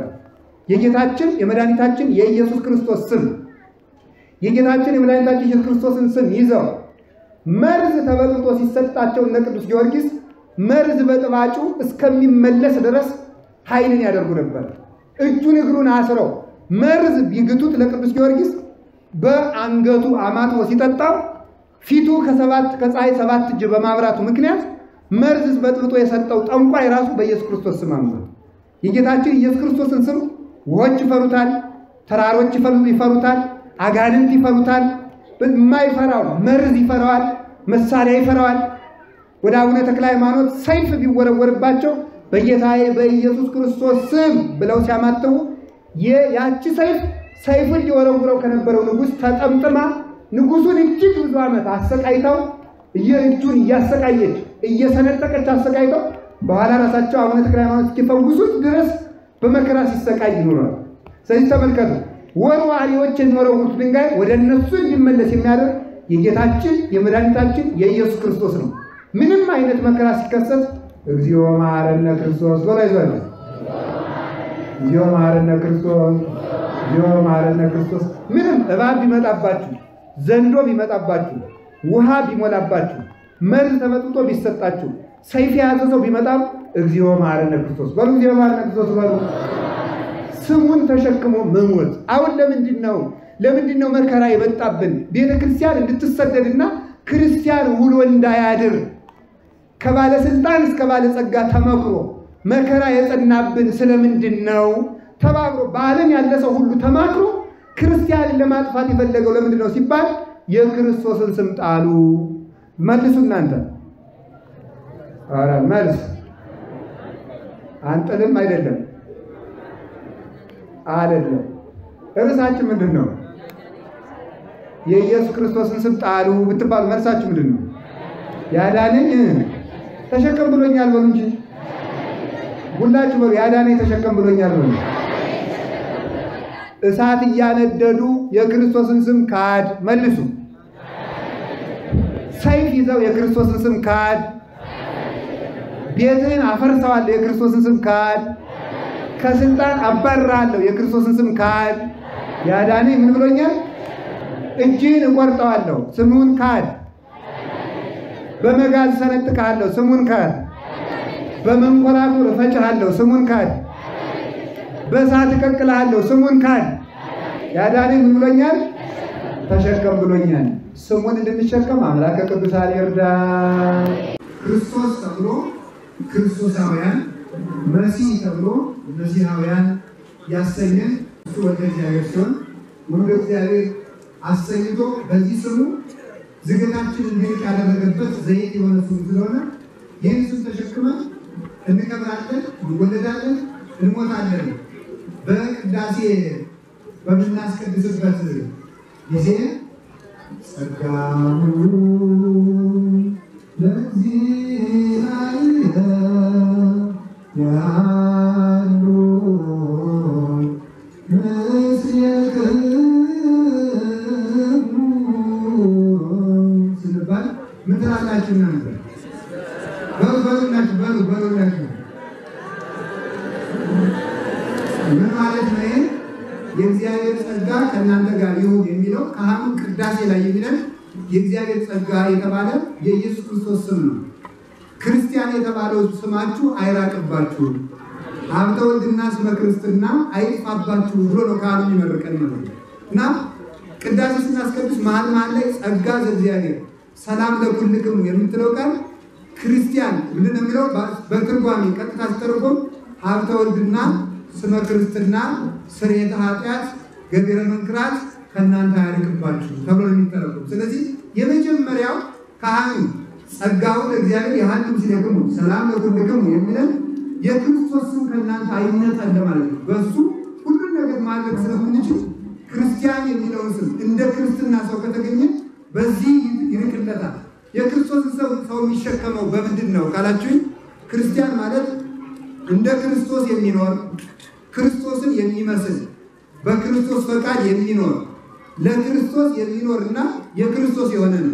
አምስት ትርጓሜዎች ነው ያሉት። አንድ ሰው የክርስቶስን ስም ተሸከመ የሚባለው ክርስቶስን ሲመስል፣ እንደተራበ ሲርበው፣ እንደተጠማ ሲጠማው፣ እንደጾመ ሲጾም፣ እንደተሰደደ ሲሰደድ፣ እንደታሰረ ሲታሰር፣ እንደተሰደበ ሲሰደብ፣ እንደተገፋ ሲገፋ፣ እንደተራቆተ ሲራቆት፣ ትሁት እንደሆነ ትሁት ሲሆን ክርስቶስ በሄደበት መንገድ እሱን መስሎ የሚኖር ሰው እሱ ክርስቲያን ነው። የክርስቶስ ስም መሸከሙ የሚታወቀው እንደ ክርስቶስ በመኖሩ ነው። ክርስቶስን መስሎ ይወለዳል ማለት አብ አባቱ እንደሆነ ለወልድ እኛም ደግሞ ሶስቱን በአንድ አባት አድርገን ከጥምቀት እንወለዳለን።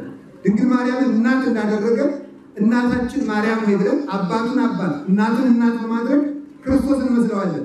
ከአባቱ በጸጋ ተወልደን ለሱ የባህሪ አባቱ ከሆነው ቃል ለኛ የጸጋ አባት ሆነን የጸጋ ልጆች ነን። የአብ ልጆች እንባላለን። የአብ ልጆች እንሆናለን። ከድንግል እሱ በባህሪ ሲወለድ እኛ በጸጋ ከድንግል እንወለዳለን። ኢየሱስ ክርስቶስ የድንግል ማርያም የባህሪ ልጇ ነው። ማወቅ ይገባል። የባህሪ ልጇ ነው ማለት ባህሪ የመለኮቱ መወለድ የጀመረው ከሷ ጀምሮ ነው እንጂ ቀድሞ አልነበረም ማለት ሳይሆን ስጋዋ የሷ ስጋ እሱ የለበሰው ስጋ የሷ ባህሪ ስለሆነ በሰውነቱ ባህሪ የድንግል ማርያም የባህሪ ልጅ ነው። በጌትነቱ ባህሪ የአብ የባህሪ ልጅ ነው። ስለዚህ የአብ የባህሪ ልጅ ቢሆን እኛም አብን በጸጋ ተወልደን አባታችን ሆይ የሱ የባህሪ እናቱ ለሱ የባህሪ ልጁ ስትሆን እናቱ ስትሆን እኛ ደግሞ የጸጋ እናታችን ሆነን በዚህ እንመስለዋለን። እንደተጠመቀን እንጠመቃለን፣ እንደ ሞተ እንሞታለን። ከሱ ጋር የታመመ ከሱ ጋር ይነሳል ይላል። ርቱዐ ሃይማኖት የተባለ ልጅ ዘሐመ ምስለ ክርስቶስ ይነግሥ ምስለ ክርስቶስ።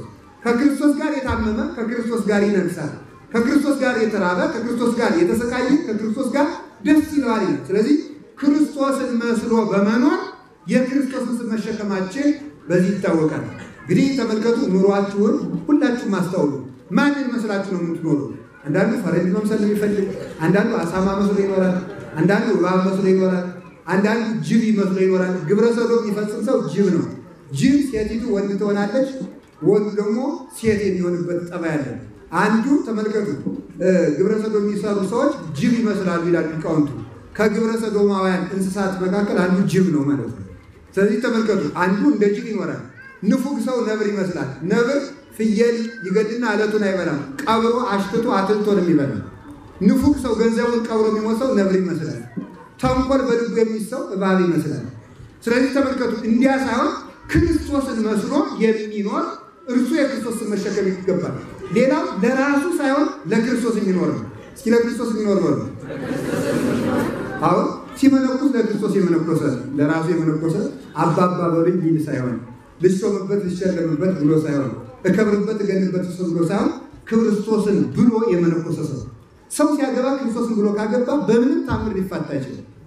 ለክርስቶስ ብሎ ካገባ ማለት ነው። ለክርስቶስ ብሎ ካገባ ልጅ ስላጣ አይፋታም። ምክንያቱም ያገባው ክርስቲያን የክርስቶስ ለመሆን ነው እንጂ ልጅ የግድ ማግኘት አለብህ ብሎ አይደለም። ስለዚህ ረሃብ አይፈታው፣ በሽታ አፋታው። ቅድም ያልኳቸው መከራዎች ጋር ሊበትንበት አይችልም። ለምን? ሁሉን ነገር ለክርስቶስ ብሎ ያደረገው ስለሆነ። ለክርስቶስ ብሎ መብላት አለ። ለክርስቶስ ብሎ መብላት ማለት ምን ማለት ይመስላችኋል? በምንበላው በበላንበት ለክርስቶስ ልንሰራ ብለን ማለት ነው። ገዳም ውስጥ ለክርስቶስ የሚበሏል፣ ለክርስቶስ የማይበሏል። ለክርስቶስ የማይበሉት በቀን አንድ ጊዜ በልተው ለሀገር የሚጸልዩት ናቸው። ለክርስቶስ የሚበሉ የሚባሉት ደግሞ በቀን 2 ጊዜ እየበሉ ለክርስቶስ ብለው ለማይበሉት የዕለት እንጀራ የሚያቀርቡ አርድእት ናቸው። ስራ የሚሰሩት እነሱ ለክርስቶስ ይበላሉ ይባላል። ለምሳሌ በዓለም ያለው ሰው ለክርስቶስ የሚበላ ይባላል። በገዳም ያለ ሰው ለክርስቶስ የማይበላ ይባላል። ወጣችሁ እናንተ ለክርስቶስ የምትበሉ ናችሁ። እነዚያ ደግሞ ለክርስቶስ የማይበሉ ምን ማለት ይመስላችኋል? ለዚያ ስላልኳችሁ 24 ሰዓት እንዳሳላ እንዳትበሉ ምን ማለት ነው? ሰው በቀን 2 ጊዜ በዓለም ያለ ሰው በቀን 2 ጊዜ የተፈቀደለት ምክንያት ለክርስቶስ ብለው ለማይበሉት እሱ ለክርስቶስ ብሎ እየሰራ ጉልበቱ እንዲበረታለት እንዲሰራ በቀን 2 ጊዜ ሊበላ ይችላል። እነዚያ ደግሞ በቀን 1 ጊዜ የማይበሉት ለሚበሉት ይጸልያሉ፣ የሚበሉት ለማይበሉት የዕለት ለቁመተ ሥጋ የሚሆናቸውን ያቀርባሉ። ስለዚህ ሰው ለክርስቶስ ይሞታል፣ ለክርስቶስ ይታሰራል፣ ለክርስቶስ ይነግዳል፣ ለክርስቶስ ይሾማል። የተሾመ ሰው ለክርስቶስ ብሎ ከተሾመ ሹመቱ ያገለግለዋል። የሚነግድ ሰው ንግዱን ለክርስቶስ ብሎ ከነገደበት ያጸድቀዋል። ሰው የትኛውም ዳኛ ቢሆን ለክርስቶስ ብሎ ከሆነ ይጠቅመዋል። ወታደር ከሆነ ለክርስቶስ ብሎ ከሆነ ይጠቅመዋል። ሰው ወታደር የክርስቶስ ወታደር ሆናለሁ ሕዝብን እጠብቃለሁ ብሎ ካሰበ ይሄን ይጠቅመዋል። ለክርስቶስ መኖር ለራሳችን መኖር እንድናቆም እግዚአብሔር ይርዳል። ለራሱ የሚቆም ክርስቲያን፣ ለራሱ የሚኖር ዲያቆን፣ ለራሱ የሚኖር ቄስ፣ መነኩሴ፣ ጳጳስ ለእግዚአብሔር አይጠቅም። ምንም የሚረባው የሚጠቅመው ነገር የለም። ለራሱ ከሆነ የሚኖረው ክብሩን ይጠብቃል። ክብሩ እስካልተነካችበት ድረስ የክርስቶስ መንጋ እየታረደ አይገደውም፣ አይናገርም፣ አይተነፍስም፣ አፉን አፍኖ ይሞታል። እንዲህ ያለ ሰው ፈጽሞ ለክርስቶስ የሚኖር ሰው ግን ክርስቶስ እስካልተነካበት ድረስ ምኑንም ቢነኩት ሃይማኖትን ሊክድ አይችልም። ለዚህ ነበር ጌታ እባብን ምሰሉ ያለ። እንደ እባብ ምን ሆነ ያለ? ልባም በሉ እስቲ ኧረ በሉ እባብ ራሱን ካፈር ይቀብርና ወገቡን ደብድባችሁ አረፍኩት ብላችሁ ስትሄዱ ከባቡ ወደ ወገቡ መርዝ ይልክለታል። ከዚያ ድኖ ይሄዳል ማለት ነው። ራስን ተመልከቱ። እባብ ሁኑ ያለበት ምክንያት ራሳችሁን ቀብራችሁ ተደብደቡ ማለት ነው።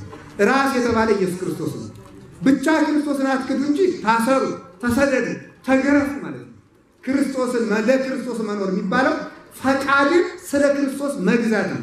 አሁን አንዳንድ ጊዜ ጾም ስንጾም ይገኛል።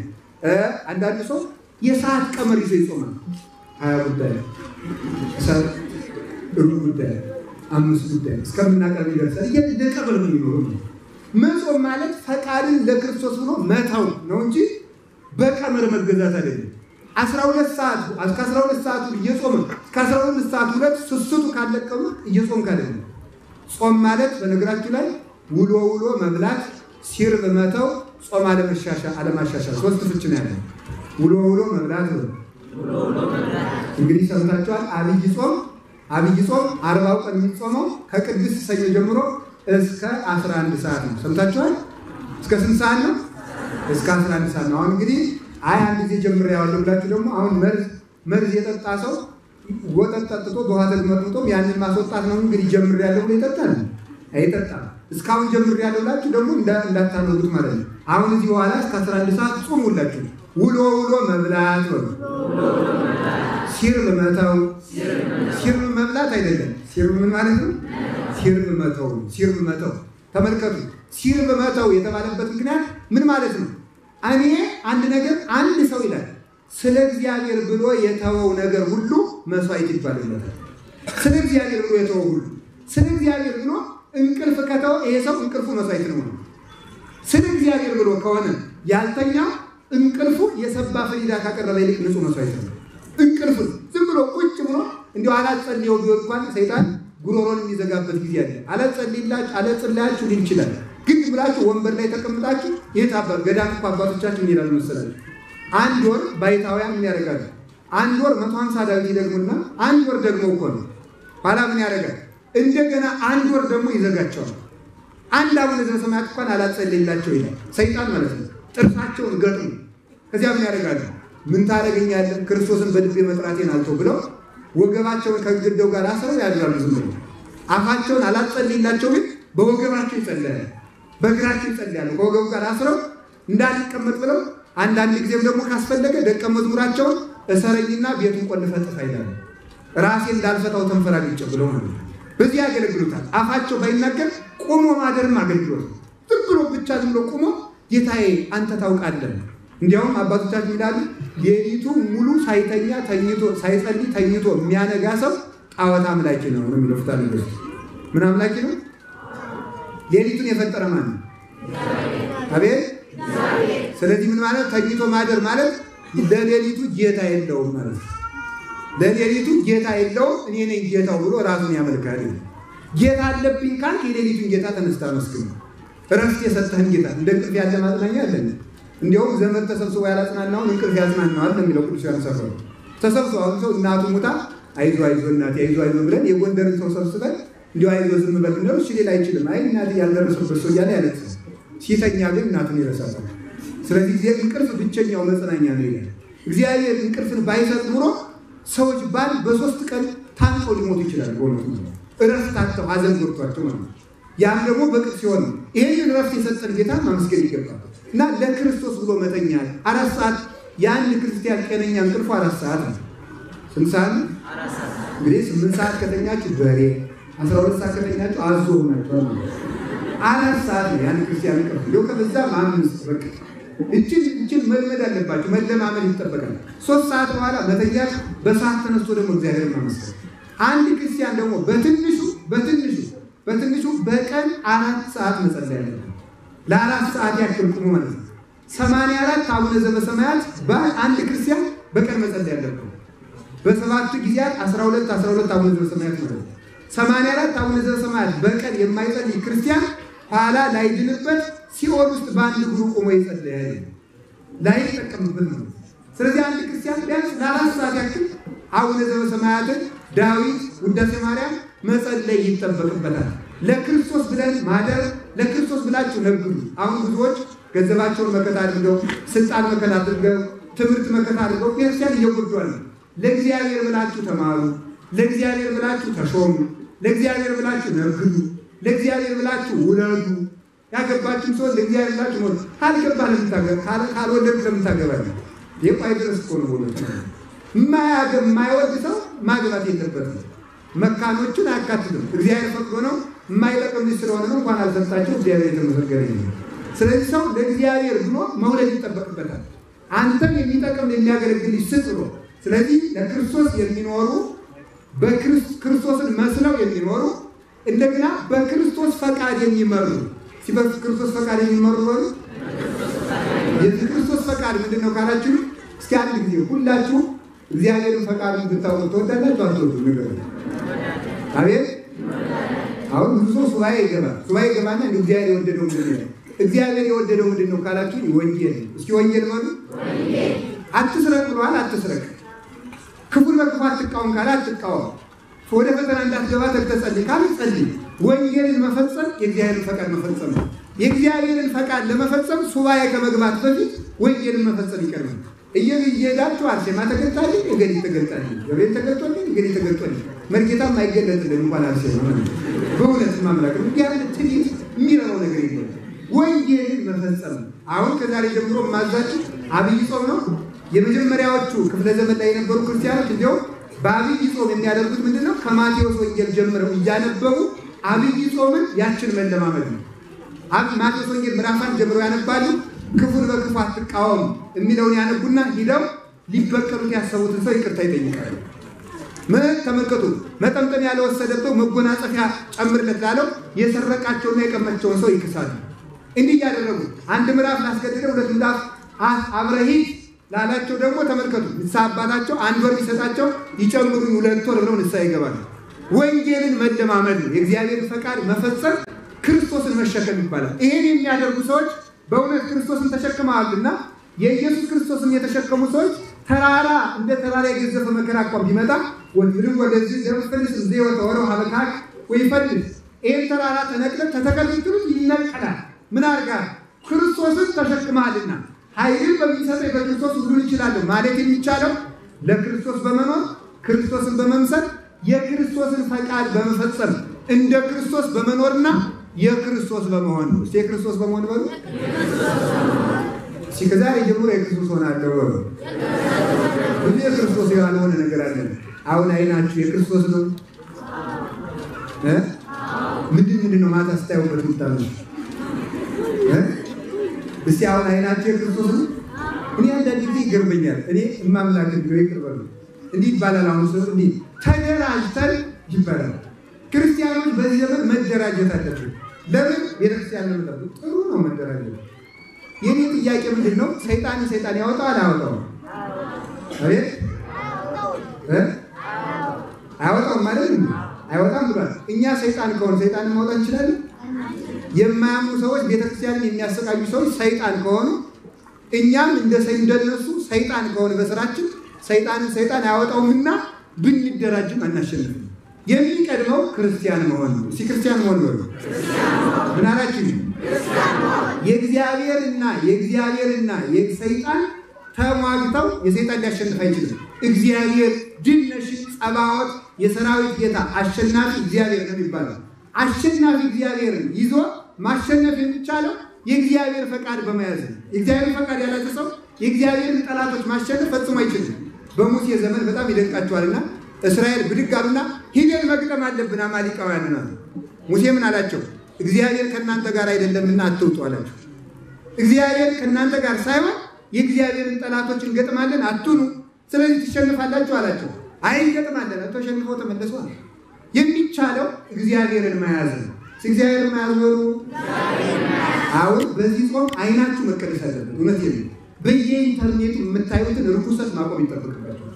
እንዲያ ካልሆነ እግዚአብሔር ቆማችሁ ጆሮአችሁ እግዚአብሔር ውድ ጆሮ እኮ ነው። እኛ እኮ እግዚአብሔር የምንሰማበት ጆሮ ነው ያለ።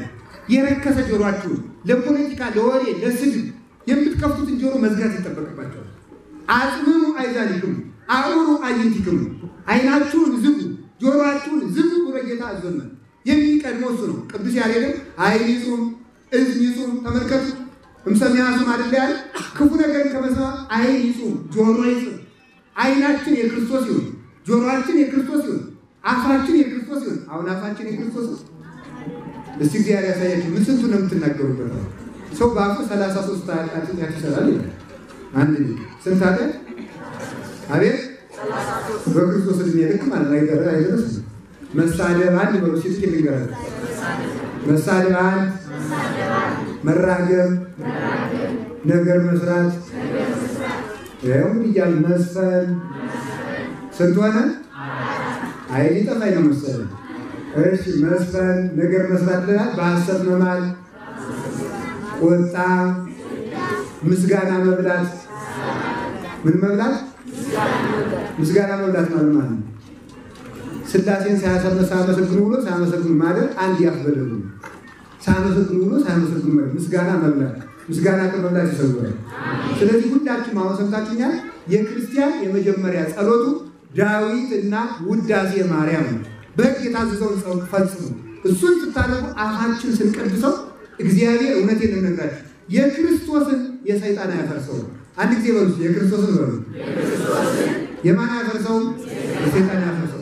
እግራችን የክርስቶስ መሆን አለበት። እምትሉበትን እስቲ 41 ስግደት በቀን ስገዱ ስትባሉ እምቢ ትላላችሁ። ለኳስ ሲሆን ይቀናችኋል። ቁሙ ለማስቀደስ ይከብዳችኋል። ፎል ላይ ቁማችሁ 4 ሰዓት ስታወሩ ግን አይደግማችሁ። ይህንን እግራችን መቀደስ አለበት። በስግደት እጅ መቀደስ አለበት። ሆዳችን የሚቀደሰው በረሃም ቤት መቀደስ አለበት። የእቃዎቻችን ሁሉ ሞባይሎቻችሁ ላይ የጫኖቻችሁ ነገር የኛ የሆነው ዕቃ ሁሉ መቀደስ አለበት። ልብስ መቀደስ አለበት። አረማመድ መቀደስ አለበት። አመጋገብ መቀደስ አለበት። ትዳር መቀደስ አለበት። ጓደኛ መቀደስ አለበት። መለየት መንጻት ይጠበቅብናል። እንደሱ ያደረግን ሆነ የክርስቶስን ስም ተሸካሚዎች ነን። ያን ጊዜ ምን ሆናለን ካላችሁ ያን ጊዜ መቅደስ እንሆናለን። መቅደስ የሆነ ጊዜ ምን ይሆናል? ተመልከቱ። ያን ጊዜ ሰውነታችን ስናነጻ የልማድ ኃጢአታችን ስንቆርጠው ከክፋት ስንጠበቅ ያን ጊዜ ምን ይላል? አነ ወአብ ንመጽእ ኀቤሁ ወንገብር ምዕራፈ ውስቴቱ። እኔም አብም መንፈስ ቅዱስም መጥተን እናድርበታለን። ምን ላደረገ? እሱን ለመሰለ ለእሱ ለሚኖር ራሱን ለካደ በፈቃዱ ለሚመራ ራሱን ላነጻና ራሱን የክርስቶስ ገንዘብ ላደረገ ሰው እኔ የክርስቶስ ነኝ ለሚል ሰው ዘር ለማይቆጥር አነ ዘክርስቶስ ቅዱስ ጳውሎስ እንዳለ አዌ አስተበቋችሁም ተመልከቱ ለኩልክሙ ከመትበሉ አሐደ ቃል ሁላችሁም ወንድሞቼ አንድ ቃል ልትናገሩ ለምናችኋለሁ። ይሄው ምንድነው? ይሁን አባቶቻችን አነ ዘክርስቶስ ይላል። በሩላችሁ አንድ ጊዜ አነ ዘክርስቶስ በሉ። የነማን ዘር ነህ ስንባል ምንድነው መልሳችን?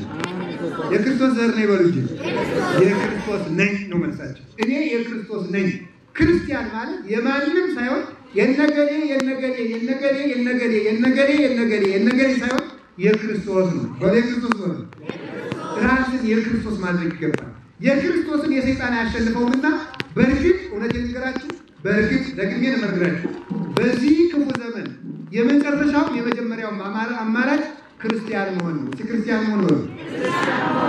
ክርስቲያን ሲጠላ ክርስቲያንነት ያሻግራል። በሁላችሁ ክርስቲያን ሲጠላ ምን ያሻግራል? ክርስቲያንነት ያሻግራል። አሁን አብዝቶ ክርስትና ተጠቅቷል። አብዝተን ክርስቲያን እንሆናለን። ስለዚህ የክርስቶስን ስም እንሸከም፣ መስቀሉን እንሸከም፣ ክርስቶስን እናስመስግን።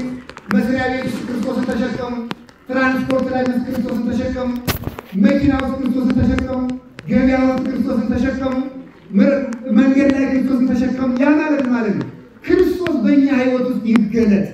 እንዴት ሆነ የሚገለጥ? እኒህ ክርስቲያኖች አይዟችሁ ትምህርቱን ጨርሼዋለሁ። መሽቷል፣ ዝናቡን ቸግሯል።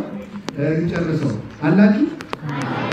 አንድ ሰው ነበርና የዓለማውያን ዘመን ሆነና ወይም ደግሞ የማያምኑ ሰዎች ተሾሙ። ሲሾሙ ሁልጊዜ አንዱን ክርስቲያን ያሰቃየዋል። ምን አለ መሰላችሁ? ሲያሰቃየው ምን ይላል እሱ? ገሃነምን ባያውቅ ነው የሚያሰቃየኝና ልብ ስጠው ያለ ይጸልይለታል። ልብ ስጠው መንግስተ ሰማያትን ያለ ርስት በእኔ ምክንያት እንደሚነቀልና ገሃነምን ያለ እሳት በእኔ ምክንያት እንደሚወረወር ቢያውቀው አያሰቃየኝም ነበርና ልብ ስጠው ያለ ይጸልይለታል። ዘመን መገላበጡ አይቀርምና ያ የማያምነው ንጉሥ ተሽሮ ክርስቲያን ነገሰ። ያ ዘመን ሰጥቶኛል የኔ ወገን ተሽሟል ክርስቲያን ሲያሰድድ የነበረው ሰውዬ ምን አለ? አይ መከራዬ ክርስቲያንን ሳሰድድ ነበርና ያሳሰቃየው የነበረ ሰውዬ አሁን ባለ ጊዜ ሲሆን እንዴት ያደርገኝ ይሆን ሲል ሰዎች ምን አሉት መሰላችሁ ነው? እሱስ እንኳን ያሰቃይ አሉ ምረረ ገሃነም አይኑ መንግስተ ሰማያትን ባያውቅ ነውና ልብ ስጠው እያለ ይጸልይልሃል አሉ። ምን አለ መሰላችሁ? እኒህ ክርስቲያኖች እነሱ ቸር የሆኑ አምላካቸው ቸር ቢሆን ነው። እስቲ እኒህ ክርስቲያኖች ሆኑ እነሱ ቸር የሆኑ አምላካቸው ቸር ቢሆን ነው። እነሱ ያማሩ አምላካቸው ምን ያምር በሉ። አምላካቸው ምን ያምራልና ክርስቲያን ሆነ። በእኛ ማማር ሰዎች ይመለሳሉ፣ በእኛ መጥፋት እግዚአብሔር ይሰደባል። ሰዎች አጥብቀው መከራ እንዲያደርሱ ያደረገውና አውሬ እንዲሆኑ ከክርስትና እንዲቆበሉ ያደርጋቸው አውሬ መልክ ይዘን ስለምንሆን ነው። የክርስቶስን ተሸክመን መስቀሉን ተሸክመን ቃሉን ተሸክመን መከራውን ተሸክመን ሕጉን ተሸክመን በእውነት ያዳነኝ ተሸከም ብሎናል ብለን እንድናሸንፍ አምላክ ቅዱሳን ይርዳን። ሁለት ነገር ብቻ ልናገር ነው አልጠገብ አላችሁ የላችሁ? ስሙን እንሸከማለን በሉ። ቃሉ ስንባል ምን እንላለን? ያዳነኝ ምን እንላለን? ተሸከም ብሎኛል በሉ። ሌላው ቀንበሩን እንሸከማለን። እስቲ ቀንበሩን እንሸከማለን በሉ። ምን አለ? ቀንበሬን ዝም ሸክሜ ቀላል ነው ብሏል። ቀንበር የተባለች ምንድን ናት? ወንጌል። እስኪ ወንጌል በሉ። ወንጌልን እንሸከማለን ማለት ወንጌል ብሉ ሳይሆን የምትለው ምንድን ነው የሚላል? ተራቡ በሉ። ሲሰድቧችሁ አንጉዱ ሳይሆን የሚረግሟችሁ ምን ሆነ ነው የምትለው? ምህረት ሳያችችን ቀንበር የተባለች ማለት ነው። ይህችን ተሸከም። አሁን ሌላው ተመልከቱ። ምንፍቅናውም የሚለን ፕሮቴስታንቱም የሚለን ታድሶም የሚለን ምንድን ነው መሰላችሁ? ሕጉን ተዉት፣ ሸክም ይቅርባችሁ፣ ከሸክም ነፃ ሁኑ፣ እንስሳ ሁኑ፣ አትራቡ፣ አትጠሙ፣ አትጹሙ፣ አትስገዱ፣ አትድከሙ። ለምን ትሸከማላችሁ ሲባል ያዳነኝ ተሸከም ብሎኛል። ወደ ያዳነኝ ነው። 7 ጾም በዓመት መከራህን የምታይ የጾም ሸክም የተሸከም ለምንድን ነው? 7 ጾም አትጹም መልስ ያዳነኝ ብሎኛል ተሸከም። ለምንድን ነው በጾም የምትለፉ ብንባል አልየ ለቁሙ እለትጸግቡ ይዜ ተመልከቱ ነው። ዛሬ የምትጠግቡ ሰዎች ወዮላችሁ ይላል። ተመልከቱ ጌታ ማለት ብፁዓን እለይነው ይዜ ማሙቱ ይጠግቡ። ዛሬ የሚራቡ ብፁዓን ናቸው እነሱ ይጠግባሉና ብሎኛልና ራብ ለምን ትሸከማለህ ቢባል የሚራብ ብፁዕ ነው ስላለኝ ጌታዬ ያዳነኝ ተሸከም ብሎኛል ነው። ለምንድን ነው ተመልከቱ፣ ለምንድን ነው ረጅም ሰዓት ቁሞ ማስቀደስ፣ ረጅም ሰዓት መጸለይ፣ ረጅም ሰዓት ብርድ መመታት፣ ተረከዝ እስኪሰጠነጠቅ ድረስ ዋሻ መግባት፣ መመንኮስ፣ ባይታዊ መሆን፣ መክሳት፣ መጥቆር ለምን ይገባል ሲባል ያዳነኝ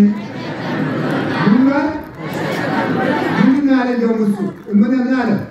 ዘያፈቅርኩ ዘይፈቅድ ይትለወኒ እኔን መከተል የሚፈልግ ሰው ካለ ይጽላ ያለ ነፍሱ ሰውነቱን ይጣላል። እስኪ ሰውነቱን ይጣላል ነው እዲያይደርስ ማምናገር በክርስቶስም ሰው የእምነት ድርጅት አቋቁሞ እኔን መከተል የሚወድ በእኔ ስም ሰውነቱን ይጣል እያለ በክርስቶስም ሰውነቱን መንከባከባለን የለም። ስለዚህ ተመልከቱ፣ ለምንድን ነው አጥቃችሁ መከራ የምትወዱት? ክርስቶስ ረፍት ነኝ እያለ ለምን ትሰቃያላችሁ ቢባል ምን እንላለን? ያዳነኝ አይዋችሁ ያዳነኝ ብሎኛል። ምን ረሃብን በሉ፣ ሕማምን ምን ብሎኛል? እስኪ እናያችኋለን። አሁን ጥቂት አሟችሁ ዘወር ስትሉ በጠንቋይ ይሄዳለ፣ ስራ የሚያስደግማል። አሁን ይቺ ኮሮና መጣ እኮ ስንቱን አስተዛዘበች ነው። አንዱ ተነስቶ ጸሎተ ባርኮት ለኮሮና ጥሩ ነው ይላል። አንዱ ብልጭታ ጸሎተ መፍትሄ ስራይ ጥሩ ነው። አንድ ይነሳና ጸሎተ ንድራ አይ ከኢየሱስ ክርስቶስ ስም በላይ ጋኔን የሚፈራው ስም የለም። ማወቅ የሚጠበቅባችሁ እሱ ነው። መከራ መጣና ሕማምን ስቃይ እንድንሸከም መጥቷል። ከፈቀደ ሊያድነን ከፈቀደ ሊገድለን ከፈቀደ ሊያድነን ነው። ከፈቀደስ ምን ይላል? በኢየሱስ ክርስቶስ ስም መሰማራት። በኢየሱስ ክርስቶስ ስም አምናችሁ ተሰማሩ ትድናላችሁ። እንድናለን ተመከሩ። ለአንድንም እንችላለን ከፈቀደም ላንድን እንችላለን። ሲከፈቀደም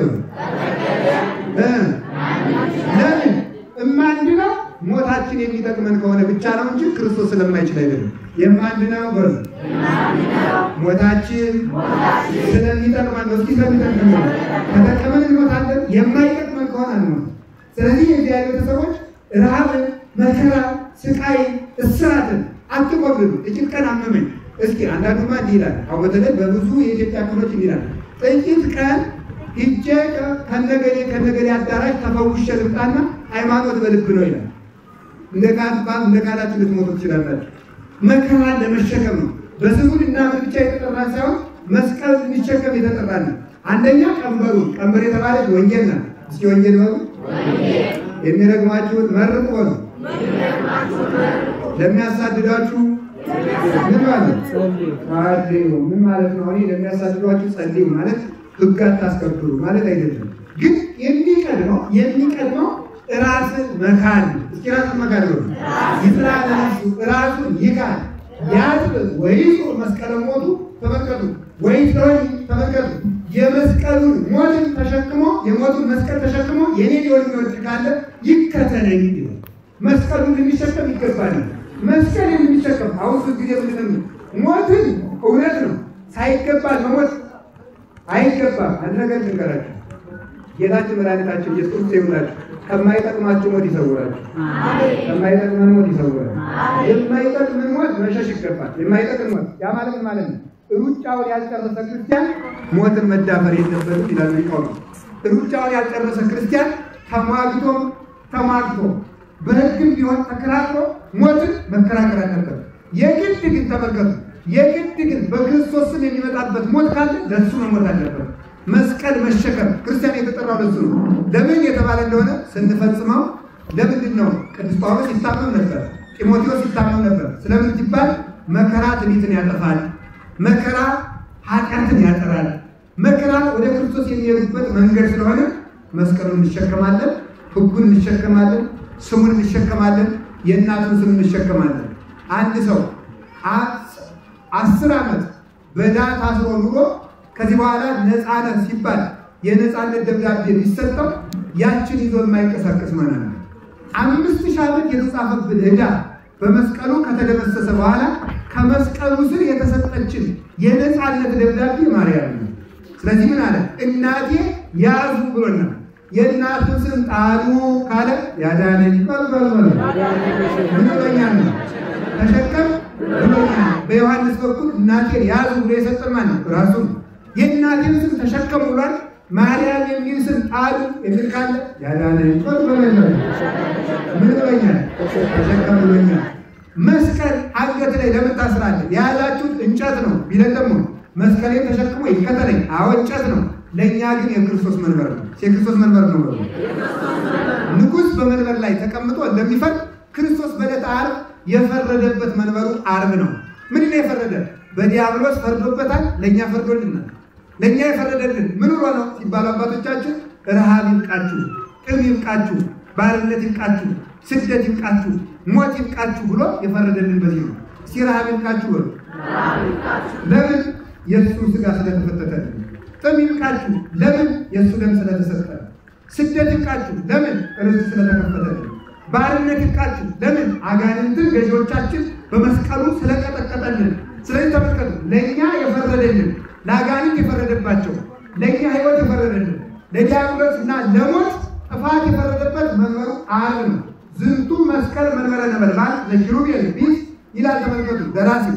ይህ መስቀል ኪሩቤል የሚሸከሙት እሳታዊ መንበር ባልንጀራ ነው። በዚያው ላይ ጌታችን ኢየሱስ ክርስቶስ መሬት እንድትሰነጠቅ ቤተ መቅደስ መጋረጃ እንዲከፈት፣ ምድር እንድትነዋወጥ፣ ጨረቃ ደም እንድትለብስ፣ ፀሐይ እንድትጨልም፣ ከዋክብት እንዲረግፉ የሰማይና የምድር ጌታ መሆኑን ፈርዶ ያሳየበት መንበሩ መስቀል ስለሆነ መስቀሉን ጣሉ የሚል ሰው ከመጣ በላይ ናችሁ። ለምን በአንገትህ መስቀል ታስራለህ የሚላችሁ ከመጣ ያዳነኝ። ለምን የማርያምን ስም ትጠራላችሁ ካላችሁ ያዳነኝ። ለምን ክርስቲያን ሆንክ ካላችሁ ለምን ትራራለህ ካላችሁ ለምን ትጾማለህ ካላችሁ ለምን ትሰግዳለህ ካላችሁ ለምን ትቆማለህ ታስቀድሳለህ ካላችሁ ለምን ትታሰራለህ ካላችሁ ለምን ትሰደዳለህ ካላችሁ ለምን ትቸገራለህ ካላችሁ ለምን ትሞታለህ ካላችሁ ያዳነን መድኃኒዓለም ያሸከመን ሸክም ከዲያብሎስ ሸክም ያወጣልና የዲያብሎስን ቀንበር ከኢትዮጵያ ከቤተ ክርስቲያን ሰብሮ ይጣልልን። አምላከ ሰላም ቅዱስ ጳውሎስ ወእግዚአብሔር አምላከ ሰላም ይቀጥቅጦ ለሰይጣን ኃይለ እገሪክሙ ብሏል። የሰላም አምላክ እግዚአብሔር የኢትዮጵያንና የቤተ ክርስቲያንን ጠላት ከእግራችሁ በታች ይቀጥቅጥላችሁ። እግዚአብሔር